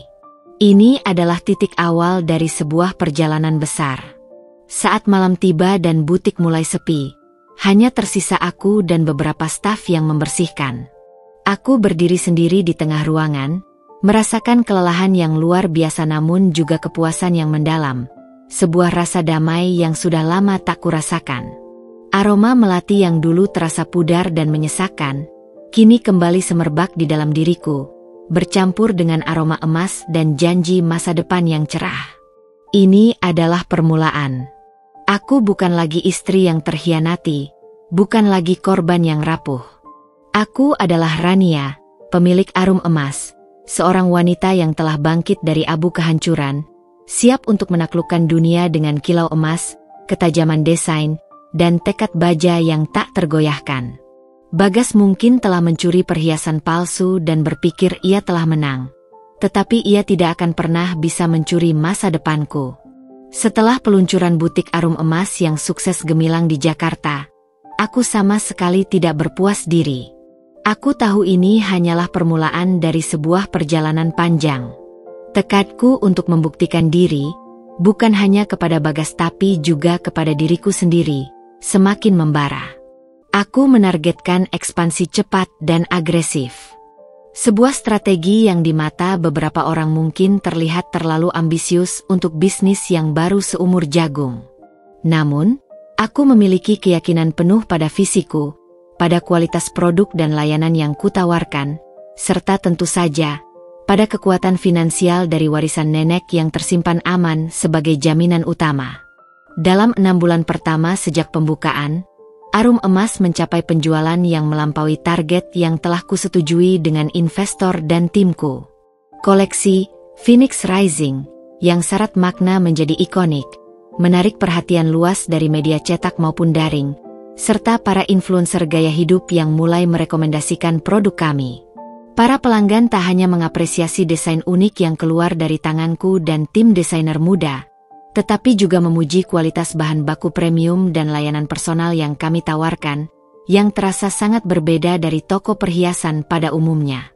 Reputasi Arum Emas sebagai butik perhiasan mewah dengan sentuhan personal yang kuat mulai menyebar dengan cepat, dari mulut ke mulut, kemudian merambah ke media sosial, dan bahkan diliput oleh majalah-majalah gaya hidup terkemuka. Dengan momentum positif yang begitu kuat ini, aku mulai mencari lokasi strategis untuk toko kedua. Kali ini, aku melirik kota Surabaya, sebuah kota metropolitan besar di Jawa Timur dengan potensi pasar yang sangat menjanjikan untuk produk perhiasan mewah. Aku melakukan riset yang jauh lebih mendalam, menganalisis demografi penduduk, daya beli masyarakat, serta kompetisi pasar yang ada di sana. Aku bahkan sempat bolak-balik Jakarta-Surabaya selama berminggu-minggu, mengorbankan banyak waktu dan tenaga, hanya untuk mencari lokasi ruko terbaik dan merekrut tim inti yang solid, yang akan menjadi tulang punggung operasional di cabang baru. Pada awal tahun kedua operasional Arum Emas, butik kedua resmi dibuka di jantung kota Surabaya. Desain interiornya sedikit berbeda, menyesuaikan dengan nuansa lokal namun tetap mempertahankan identitas mewah, elegan, dan filosofi Arum Emas yang kuat. Pembukaan ini juga disambut antusias oleh masyarakat Surabaya, membuktikan bahwa konsep Arum Emas memiliki daya tarik universal dan dapat diterima dengan baik di luar Jakarta. Aku menerapkan sistem manajemen yang terpusat untuk kontrol kualitas dan citra merek, namun tetap memberikan otonomi yang cukup kepada manajer toko untuk memahami kebutuhan pasar lokal mereka dan menyesuaikan strategi pemasaran. Aku tidak pernah berhenti menciptakan koleksi-koleksi baru yang inovatif, yang selalu disesuaikan dengan tren terkini namun tetap mempertahankan ciri khas Arum Emas. Aku juga aktif berkolaborasi dengan desainer muda berbakat dari seluruh Indonesia, memberikan mereka platform untuk menunjukkan karya terbaik mereka, sekaligus memperkaya portofolio Arum Emas. Bahkan, aku mulai menjalin kemitraan langsung dengan penambang berlian etis di berbagai belahan dunia untuk memastikan keberlanjutan pasokan bahan baku kami, serta menjamin kualitas dan asal-usul yang jelas. Inovasi bukan hanya pada desain, melainkan juga pada praktik bisnis. Aku memperkenalkan layanan kustomisasi perhiasan yang sangat personal, di mana pelanggan bisa bekerja langsung dengan desainer untuk menciptakan perhiasan impian mereka, dari sketsa hingga produksi akhir. Layanan ini sukses besar, terutama di kalangan pasangan muda yang mencari cincin tunangan atau hadiah spesial yang unik dan penuh makna. Reputasi Arum Emas melejit ke tingkat nasional. Kami sering diundang untuk berpartisipasi dalam pameran perhiasan internasional bergengsi, dan beberapa selebriti papan atas mulai mengenakan perhiasan Arum Emas di acara-acara red carpet dan gala dinner besar, memicu tren dan permintaan yang lebih tinggi lagi dari konsumen. Aku bahkan mendapat banyak tawaran untuk berinvestasi dalam proyek-proyek lain di luar industri perhiasan, namun aku tetap fokus pada inti bisnisku, tidak ingin kehilangan arah atau gairah. Setiap malam, setelah anak-anak tidur nyenyak dan aku menyelesaikan pekerjaanku di butik atau di rumah, aku sering termenung di beranda, menatap langit malam. Aku membayangkan Bagas, bagaimana ia kini semakin tenggelam dalam kebangkrutannya, mencoba menjual perhiasan imitasi itu kemana-mana tanpa hasil yang berarti, wajahnya pasti dipenuhi keputusasaan. Dia tidak tahu bahwa di saat yang sama, aku sedang membangun kerajaan yang jauh lebih besar dan nyata, sebuah kerajaan yang dibangun di atas nilai-nilai yang ia abaikan, kerja keras, integritas, kejujuran, dan inovasi. Kejatuhannya, ironisnya, telah menjadi landasan bagi kebangkitanku. Aku tahu, waktu untuk pertemuan terakhir kami, sebuah konfrontasi yang tak terhindarkan, semakin dekat, dan aku siap untuk itu. Aku akan menghadapinya sebagai Rania yang baru, bukan lagi Rania yang rapuh dan terhianati. 5 tahun berlalu, terasa bagaikan rentang waktu yang ajaib namun juga penuh gejolak emosi, kerja keras yang tak terbayangkan, dan pencapaian luar biasa yang melampaui segala ekspektasiku. Kini, Arum Emas bukan lagi sekadar butik perhiasan tunggal di Jakarta atau Surabaya yang baru merangkak. Namaku, Rania, telah menjadi merek dagang yang dikenal luas dan sangat dihormati di seluruh penjuru Indonesia. Aku telah berhasil membuka 10 cabang toko emas mewah yang tersebar strategis di kota-kota besar. Dari gemerlap Jakarta, sibuknya Surabaya, ramainya Medan, hingga pesona Makassar, sejuknya Bandung, padatnya Semarang, dan indahnya Bali. Setiap toko dibangun dengan konsep desain interior yang unik, disesuaikan dengan karakteristik kota masing-masing, namun tetap mempertahankan identitas mewah, elegan, dan eksklusif yang menjadi ciri khas Arum Emas. Kami bahkan sedang dalam tahap negosiasi akhir untuk membuka cabang internasional pertama kami di pusat bisnis Singapura, sebuah impian yang tak pernah terbayangkan sebelumnya. Aku adalah seorang pebisnis sukses, wanita mandiri dengan kekayaan yang jauh melebihi impian terliarku dulu. Hidupku kini penuh dengan jadwal padat, rapat direksi yang intens, peluncuran koleksi baru yang selalu dinanti, perjalanan bisnis ke luar negeri untuk mencari inspirasi dan menjalin koneksi, dan kunjungan rutin ke pabrik perhiasan kami sendiri yang kini berlokasi di Jawa Barat. Aku memastikan anak-anakku, Arka dan Luna, tumbuh dengan baik, menjadi anak-anak yang cerdas, penyayang, dan memahami kesibukan ibunya. Aku selalu berusaha memberikan waktu berkualitas untuk mereka, membacakan cerita sebelum tidur, menemani belajar, atau sekadar bercerita tentang hari-hari mereka. Aku juga rutin mengunjungi nenek Arum di makamnya, bercerita tentang setiap pencapaian Arum Emas, seolah beliau masih mendengarkan dan tersenyum bangga. Sementara itu, Bagas, kabarnya semakin tenggelam dalam kehancuran yang total. Aku tidak secara aktif mencari tahu detailnya. Namun informasi itu tetap saja sampai kepadaku dari berbagai sumber. Teman-teman yang dulu sempat dekat dengannya, atau bahkan berita-berita bisnis lokal yang kadang kulihat. Bisnis kontraktornya benar-benar bangkrut total. Aset-asetnya habis disita oleh bank dan kreditor.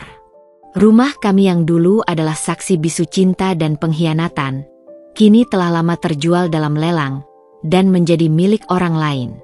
Aku mendengar ia pindah ke sebuah rumah kontrakan kecil di pinggiran kota, hidup serba kekurangan, jauh dari kemewahan yang dulu ia impikan.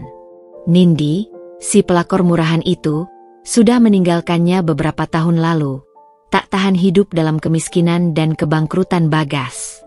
Ia mencari pria lain yang lebih kaya dan berkuasa, meninggalkan Bagas sendirian dalam puing-puing hidupnya yang hancur berantakan, persis seperti yang telah kuduga. Suatu sore yang cerah, aku sedang menghadiri sebuah pameran perhiasan berskala internasional di Jakarta Convention Center. Tempat Arum Emas memiliki booth paling besar, paling elegan, dan tentu saja, paling ramai dikunjungi. Aku sedang menjelaskan konsep koleksi terbaru kami, Harmoni Nusantara, yang memadukan kekayaan budaya Indonesia dengan desain modern, kepada seorang investor asing dari Timur Tengah ketika mataku tak sengaja menangkap siluet yang sangat familiar di tengah keramaian pengunjung. Seorang pria tampak berdiri di sudut hall pameran, di dekat pintu keluar, mengenakan kemeja kusam yang tak pas di badannya yang terlihat kurus dan tak terawat. Rambutnya acak-acakan, wajahnya tampak tua dan lelah, dengan gurat-gurat keputusasaan dan tatapan kosong. Ia tidak memandang perhiasan yang berkilauan di etalase, melainkan menatap kosong ke arah keramaian yang lalu lalang, seolah ia adalah jiwa yang tersesat di tengah keramaian. Sulit dipercaya bahwa itu adalah Bagas, suamiku dulu. Pria yang dulu gagah, penuh percaya diri, selalu tampil rapi dengan setelan jas mahal, dan punya senyum menawan. Ia kini tampak seperti bayangan buram dari dirinya yang dulu, sebuah cangkang kosong yang ditinggalkan. Hatiku mencelos. Bukan karena rasa sakit lama yang muncul kembali, melainkan perpaduan antara iba yang tipis dan sebuah perasaan yang tak bisa dijelaskan, semacam konfirmasi akan takdir. Ada ironi yang teramat dalam pertemuan ini, sebuah pemandangan yang kontrasnya begitu mencolok hingga terasa menyakitkan. Aku berdiri di puncak kesuksesanku, mengenakan gaun sutra elegan rancangan desainer ternama, dikelilingi kilauan berlian dan emas karyaku, disanjung oleh banyak orang dari berbagai negara. Sementara itu, Bagas, mantan suamiku, berdiri di ambang keterpurukan, mengenakan pakaian lusuh yang bahkan mungkin tak dicuci, seorang penonton yang tak terlihat, tak dianggap, dalam gemerlap dunia yang dulu ia impikan dan coba raih dengan cara haram. Ia mengangkat kepalanya sedikit, pandangannya menyapu keramaian, dan tanpa sengaja, matanya bertemu dengan mataku. Seketika, tubuhnya menegang, seolah tersengat listrik. Wajahnya yang kuyu dan tak terawat berubah pucat pasi, kemudian memerah menahan malu yang luar biasa. Ia mengenali diriku, Rania, wanita yang ia khianati dan coba rampas hartanya, wanita yang dulu ia anggap lemah. Ia melihat semua yang telah kubangun. Nama besar Arum Emas yang terpampang jelas di but megah itu, kilauan perhiasan yang tak terhitung, dan diriku yang kini memancarkan aura kekuatan dan keberhasilan. 10 toko emas mewah yang kini mengibarkan nama Arum Emas, adalah bukti nyata dari kebangkitanku, dan juga cermin yang brutal bagi kehancurannya. Ia tidak bergerak, hanya menatapku dengan tatapan yang bercampur antara keterkejutan, penyesalan yang mendalam, dan rasa rendah diri yang luar biasa hingga ke titik nol. Aku juga tidak bergerak. Aku hanya menatapnya, bukan dengan amarah yang membara seperti dulu, melainkan dengan tatapan yang penuh kekuatan, ketenangan, dan kepastian. Di antara gemerlap cahaya dan hiruk-pikuk pameran, kami berdua terhubung oleh benang takdir yang pahit dan ironis. Ini adalah momen yang tak terhindarkan. Momen di mana ia melihat, dengan mata kepalanya sendiri, betapa jauhnya ia jatuh, dan betapa tinggi aku telah terbang, bangkit dari abunya sendiri. Keheningan di antara kami di tengah riuhnya keramaian pameran terasa begitu pekat, seolah waktu berhenti berputar hanya untuk kami berdua. Detik-detik berlalu, terasa seperti butiran jam pasir yang mengalir lambat, mengisi ruang hampa di antara kami. Bagas tak berani bergerak. Ia hanya berdiri terpaku di tempatnya, menatapku dengan mata yang penuh rasa bersalah yang menusuk dan keterkejutan yang luar biasa. Aku tahu ini adalah kesempatan terakhir, panggung yang sempurna, sebuah epilog yang harus kutulis sendiri untuk menutup babak lama yang penuh kepedihan ini. Aku menarik napas dalam, memantapkan diri, merasakan kekuatan baru mengalir dalam nadiku. Bagas, panggilku, suaraku tenang, jelas, dan tegas, tak ada lagi getaran kemarahan atau kepedihan yang dulu menguasai. Ia tersentak, seperti orang yang baru terbangun paksa dari mimpi buruk yang panjang. Ia tergagap, suaranya parau. Rarania? Kamu di sini? Bagaimana bisa? Tentu saja aku di sini, jawabku dingin, nada bicaraku tetap stabil, tanpa emosi berlebih. Ini adalah pameran perhiasan internasional, Bagas. Dan Arum Emas adalah salah satu peserta utamanya.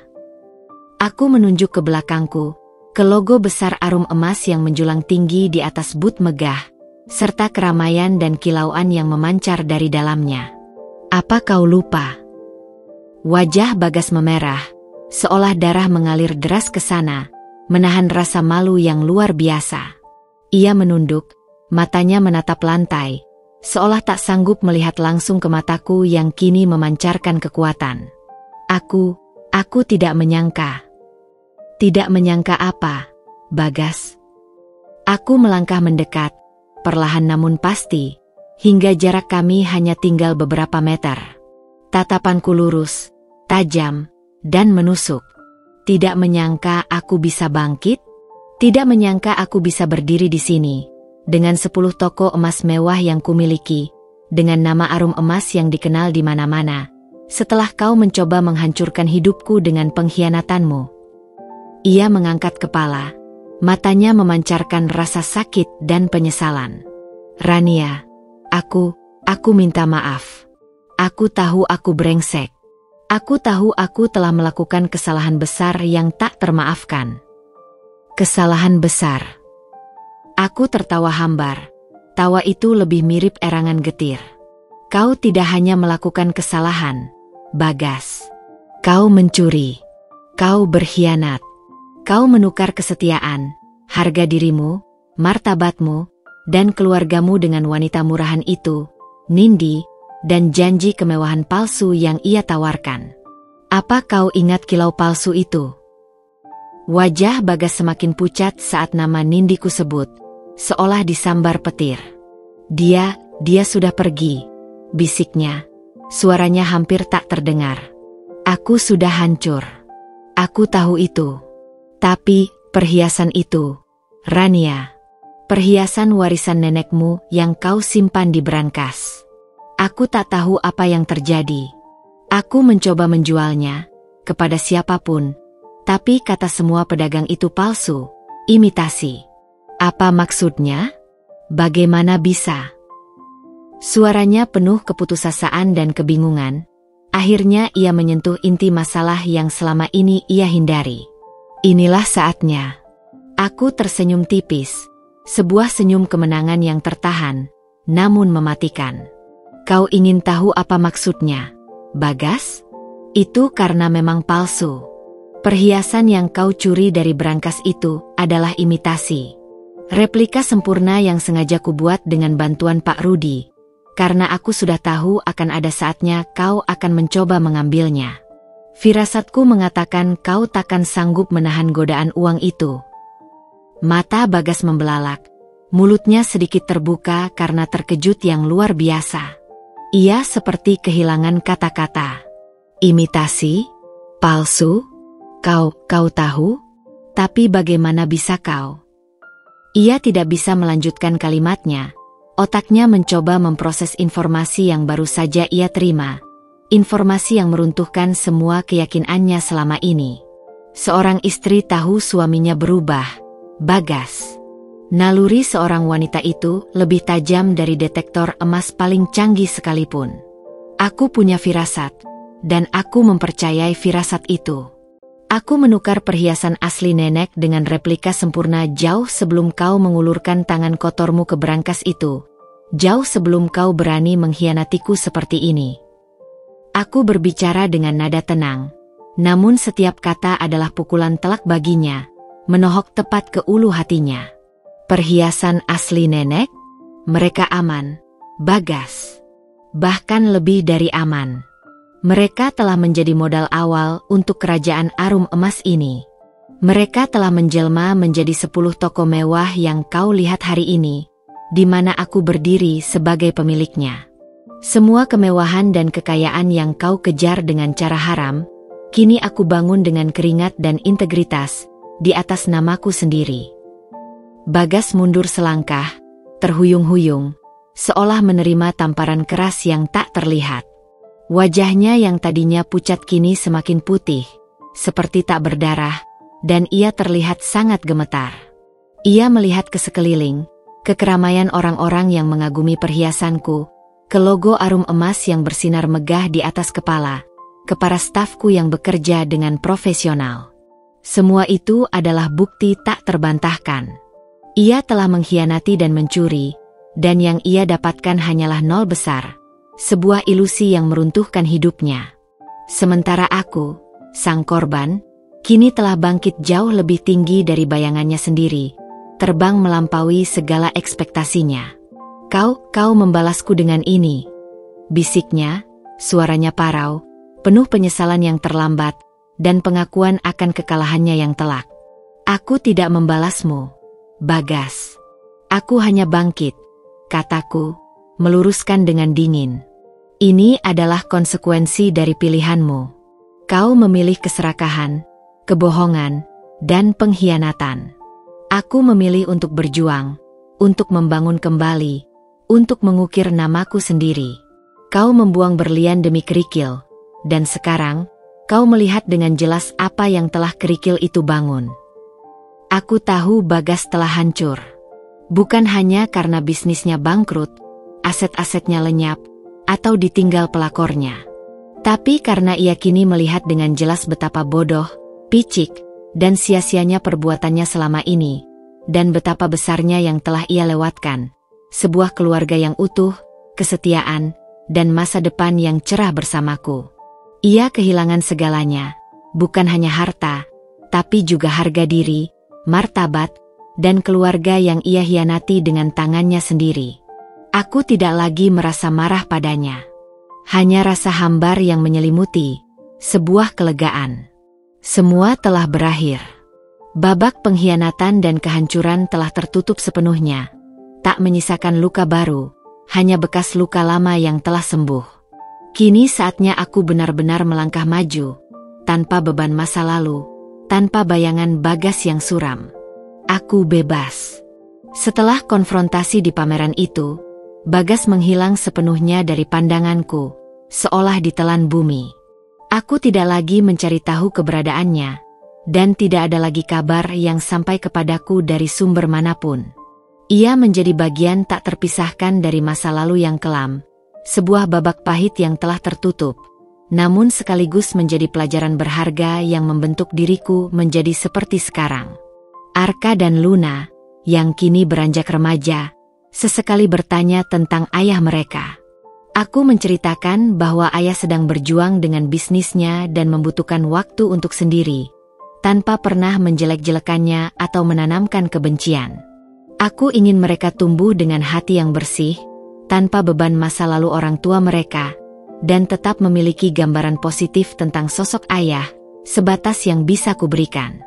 Tahun-tahun berikutnya adalah masa keemasan yang tak terduga bagi Arum Emas. Kami terus berekspansi dengan pesat, tidak hanya di Indonesia, tetapi juga mulai merambah pasar regional Asia Tenggara. Cabang Singapura sukses besar, melampaui target penjualan awal, diikuti oleh rencana pembukaan di Kuala Lumpur, Malaysia, dan Bangkok, Thailand, yang kini sudah dalam tahap akhir. Aku mendirikan Akademi Desain Perhiasan Rania, sebuah inisiatif pribadi yang sangat kucintai. Tujuannya adalah membina desainer-desainer muda Indonesia yang berbakat, memberikan mereka pendidikan berkualitas tinggi, akses ke sumber daya terbaik, dan kesempatan untuk berkarya serta bersinar di kancah internasional. Ini adalah caraku untuk membalas budi, untuk memberikan kembali kepada komunitas dan negara yang telah mendukungku. Dunia kini mengenalku sebagai Rania, pengusaha perhiasan yang inovatif, tangguh, dan visioner. Aku diundang sebagai pembicara utama di berbagai forum bisnis nasional maupun internasional, masuk dalam daftar wanita paling berpengaruh di Asia versi majalah Forbes, dan Arum Emas menerima banyak penghargaan bergengsi untuk desain, kualitas, dan praktik bisnis berkelanjutan. Namun, di balik semua gemerlap dan pengakuan itu, aku tetaplah Rania yang dulu, yang mencintai seni dan keindahan dengan sepenuh hati, yang memprioritaskan keluarga di atas segalanya, dan yang selalu ingat dari mana aku berasal. Kehidupanku kini terasa utuh, lengkap. Luka lama telah sembuh total, menyisakan bekas luka samar yang tak lagi perih, melainkan menjadi pengingat akan kekuatan, ketahanan, dan kemampuan luar biasa untuk beradaptasi. Aku menemukan kedamaian yang sesungguhnya dalam kemandirian, dalam tawa renyah anak-anakku yang mengisi setiap sudut rumah, dan dalam setiap kilau perhiasan yang lahir dari tangan dan visiku. Warisan nenek Arum bukan hanya memberiku kekayaan materi yang tak terhingga, tetapi juga memberiku pelajaran hidup yang tak ternilai, memberiku keberanian untuk menemukan jati diriku yang sebenarnya, untuk bangkit dari kehancuran yang kualami, dan untuk membangun kembali hidupku di atas fondasi yang lebih kuat, lebih jujur, dan penuh integritas. Aku tahu bahwa Bagas mungkin masih hidup dalam keputusasaan, dalam kebangkrutan yang tak ada habisnya, terkikis oleh penyesalan. Mungkin ia terus-menerus meratapi kesalahannya, mencoba mencari cara untuk menjual perhiasan imitasi itu yang tak pernah menghasilkan. Tak menyadari bahwa ia telah membuang permata asli demi kerikil yang tak berharga. Tapi itu bukan lagi urusanku.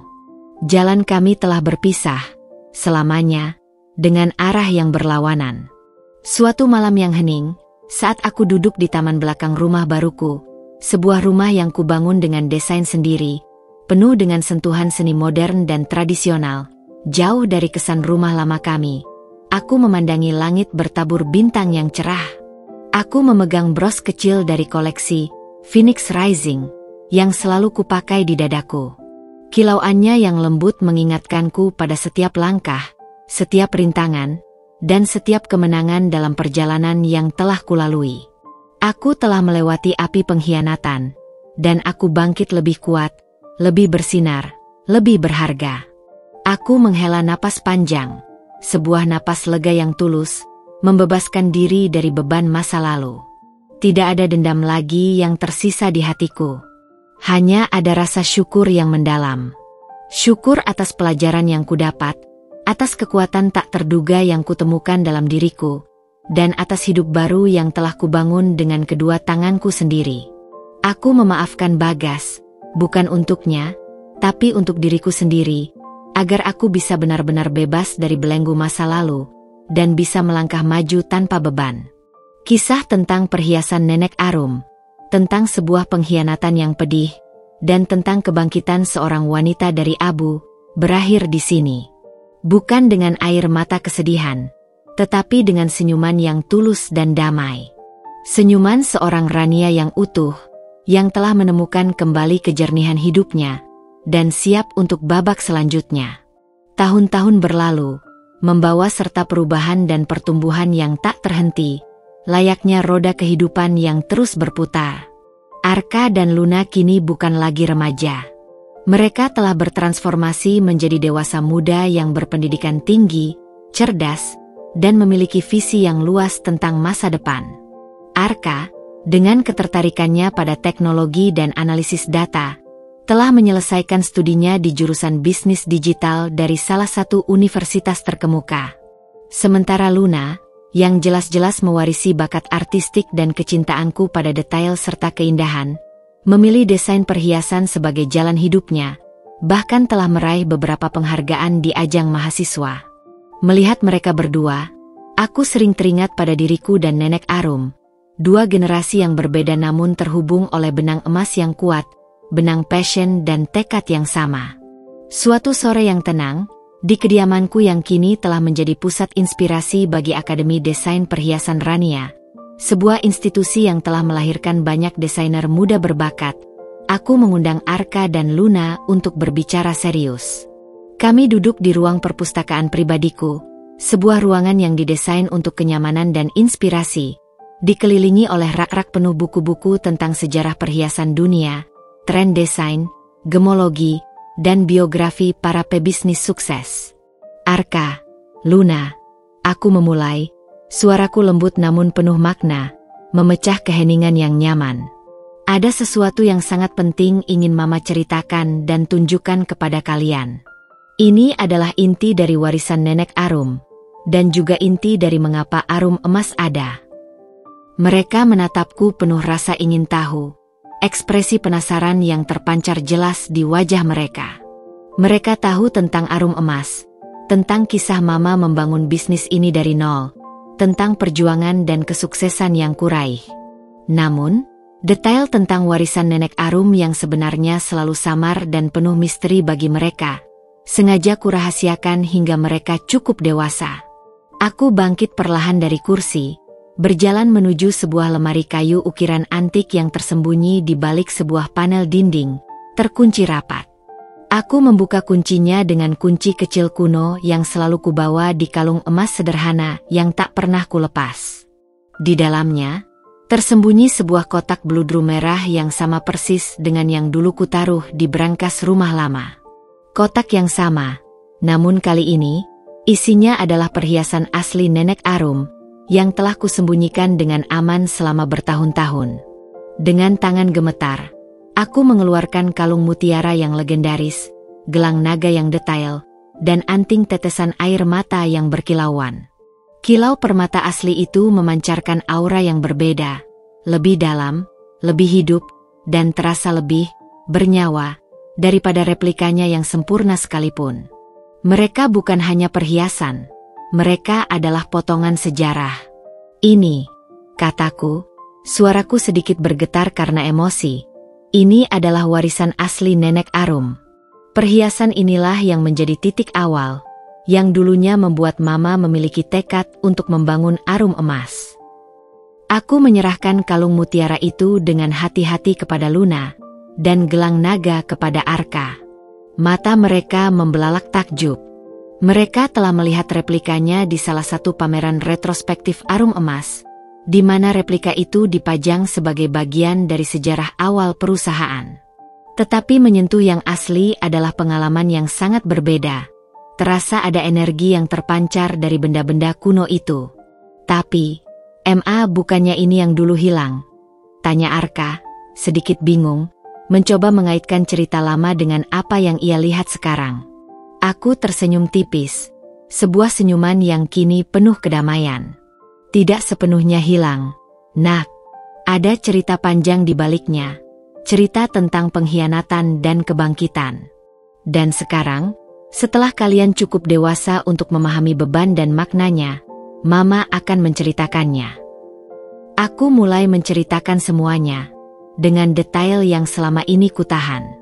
Tentang firasat nenek yang begitu kuat, tentang perasaanku saat Bagas mulai berubah dan berkhianat, tentang keputusanku yang tak terduga untuk membuat replika dengan bantuan Pak Rudi, tentang aksi pencurian perhiasan palsu itu oleh Bagas, hingga kebangkrutan total Bagas dan kebangkitanku sendiri yang berujung pada pendirian Arum Emas.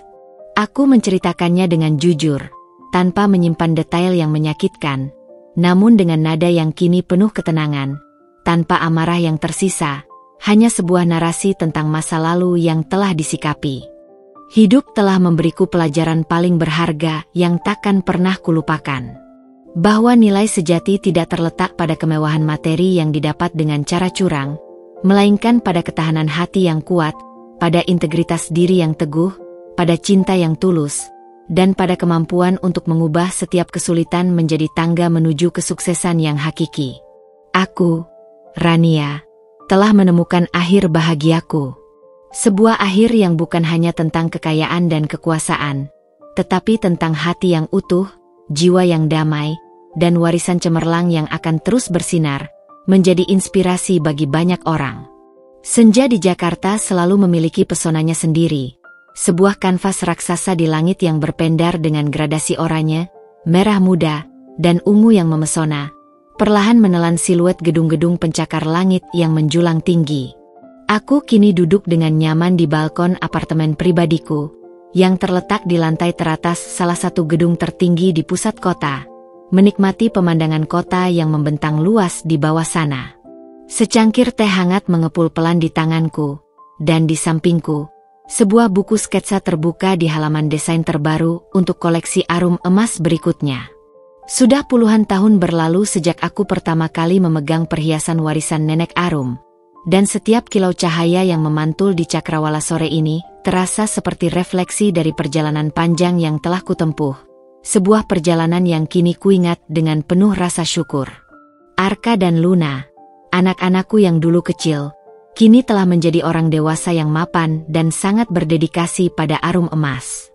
Mereka sesekali datang berkunjung bersama keluarga kecil mereka, membawa serta tawa dan keceriaan cucu-cucuku yang menggemaskan. Cucu-cucuku itu kini berlarian di ruang keluarga, mengisi setiap sudut rumah dengan tawa renyah dan suara-suara polos mereka. Mereka adalah penjelmaan dari masa depan yang cerah, bukti nyata bahwa dari setiap kehancuran, bisa tumbuh kehidupan baru yang lebih indah dan penuh harapan. Aku sering melihat Luna mendesain, matanya memancarkan gairah yang sama seperti Nenek Arum dan diriku sendiri, sebuah semangat yang tak pernah padam. Arka, di balik layar komputernya, menganalisis data dengan ketajaman yang luar biasa, memastikan Arum Emas tetap relevan dan kompetitif di era digital yang terus berubah. Amanah itu benar-benar terwarisi, tidak hanya dalam bentuk bisnis yang berkembang pesat, tetapi juga dalam nilai-nilai keluarga yang kuat, integritas, dan semangat untuk terus berinovasi. Aku masih menyimpan perhiasan asli Nenek Arum di tempat paling aman, sebuah safety deposit box di bank. Sesekali, aku akan mengeluarkannya, hanya untuk melihatnya, menyentuhnya, merasakan energi yang terpancar dari benda-benda berharga itu. Kalung mutiara yang dulu menjadi pemicu keretakan dalam hidupku, kini adalah simbol ketangguhan dan keberanian. Gelang naga yang misterius adalah pengingat akan kebijaksanaan dan kekuatan yang tersembunyi. Dan anting tetesan air mata, yang dulunya melambangkan kesedihan dan air mata yang kutumpahkan, kini justru memancarkan kilau harapan dan kemenangan. Mereka bukan lagi hanya benda materi yang bernilai tinggi, tetapi relik yang menyimpan kisah, perjuangan, dan kemenangan seorang wanita yang bangkit dari keterpurukan. Kisah Bagas sudah lama terkubur bersama puing-puing masa lalunya. Aku tak pernah lagi mendengar namanya, dan aku tak pernah mencarinya. Aku tidak merasakan adanya dendam atau amarah. Hati ini telah sepenuhnya bebas. Kedamaian yang kurasakan kini jauh melampaui keinginan untuk membalas dendam. Ini adalah kedamaian yang lahir dari penerimaan, dari pemahaman bahwa setiap kesulitan adalah bagian dari takdir yang membentuk dan menempa kita menjadi pribadi yang lebih kuat. Aku menyadari, kilau sejati dari amanah Nenek Arum bukan terletak pada harga materi perhiasan itu sendiri, meskipun nilainya fantastis. Kilau sejatinya ada pada keberanian yang ia tanamkan padaku, pada semangat pantang menyerah yang ia ajarkan melalui teladannya, dan pada integritas yang ia junjung tinggi dalam hidupnya. Perhiasan itu hanyalah katalis, sebuah alat yang mempercepat proses transformasiku. Kebangkitan Rania bukanlah tentang menumpuk harta sebanyak-banyaknya, melainkan tentang menemukan kekuatan batin yang luar biasa, membangun kembali harga diri yang sempat hancur, dan menciptakan warisan yang jauh lebih bermakna dari sekadar kekayaan materi. Dengan senyuman yang merekah di wajah, aku menutup buku sketsa. Malam telah sepenuhnya tiba, dan bintang-bintang mulai berkelip indah di angkasa gelap. Aku memejamkan mata, membiarkan kenangan dan rasa syukur yang mendalam memenuhi setiap sudut hatiku. Perjalanan hidupku adalah sebuah mahakarya yang belum usai, sebuah perhiasan yang terus dibentuk, dihias, dan disempurnakan dengan setiap pengalaman baru yang kulewati. Dan aku, Rania, akan terus melangkah maju, memancarkan kilau sejati dari sebuah amanah yang tak lekang oleh waktu, amanah yang akan terus hidup melalui arum emas dan generasi yang akan datang.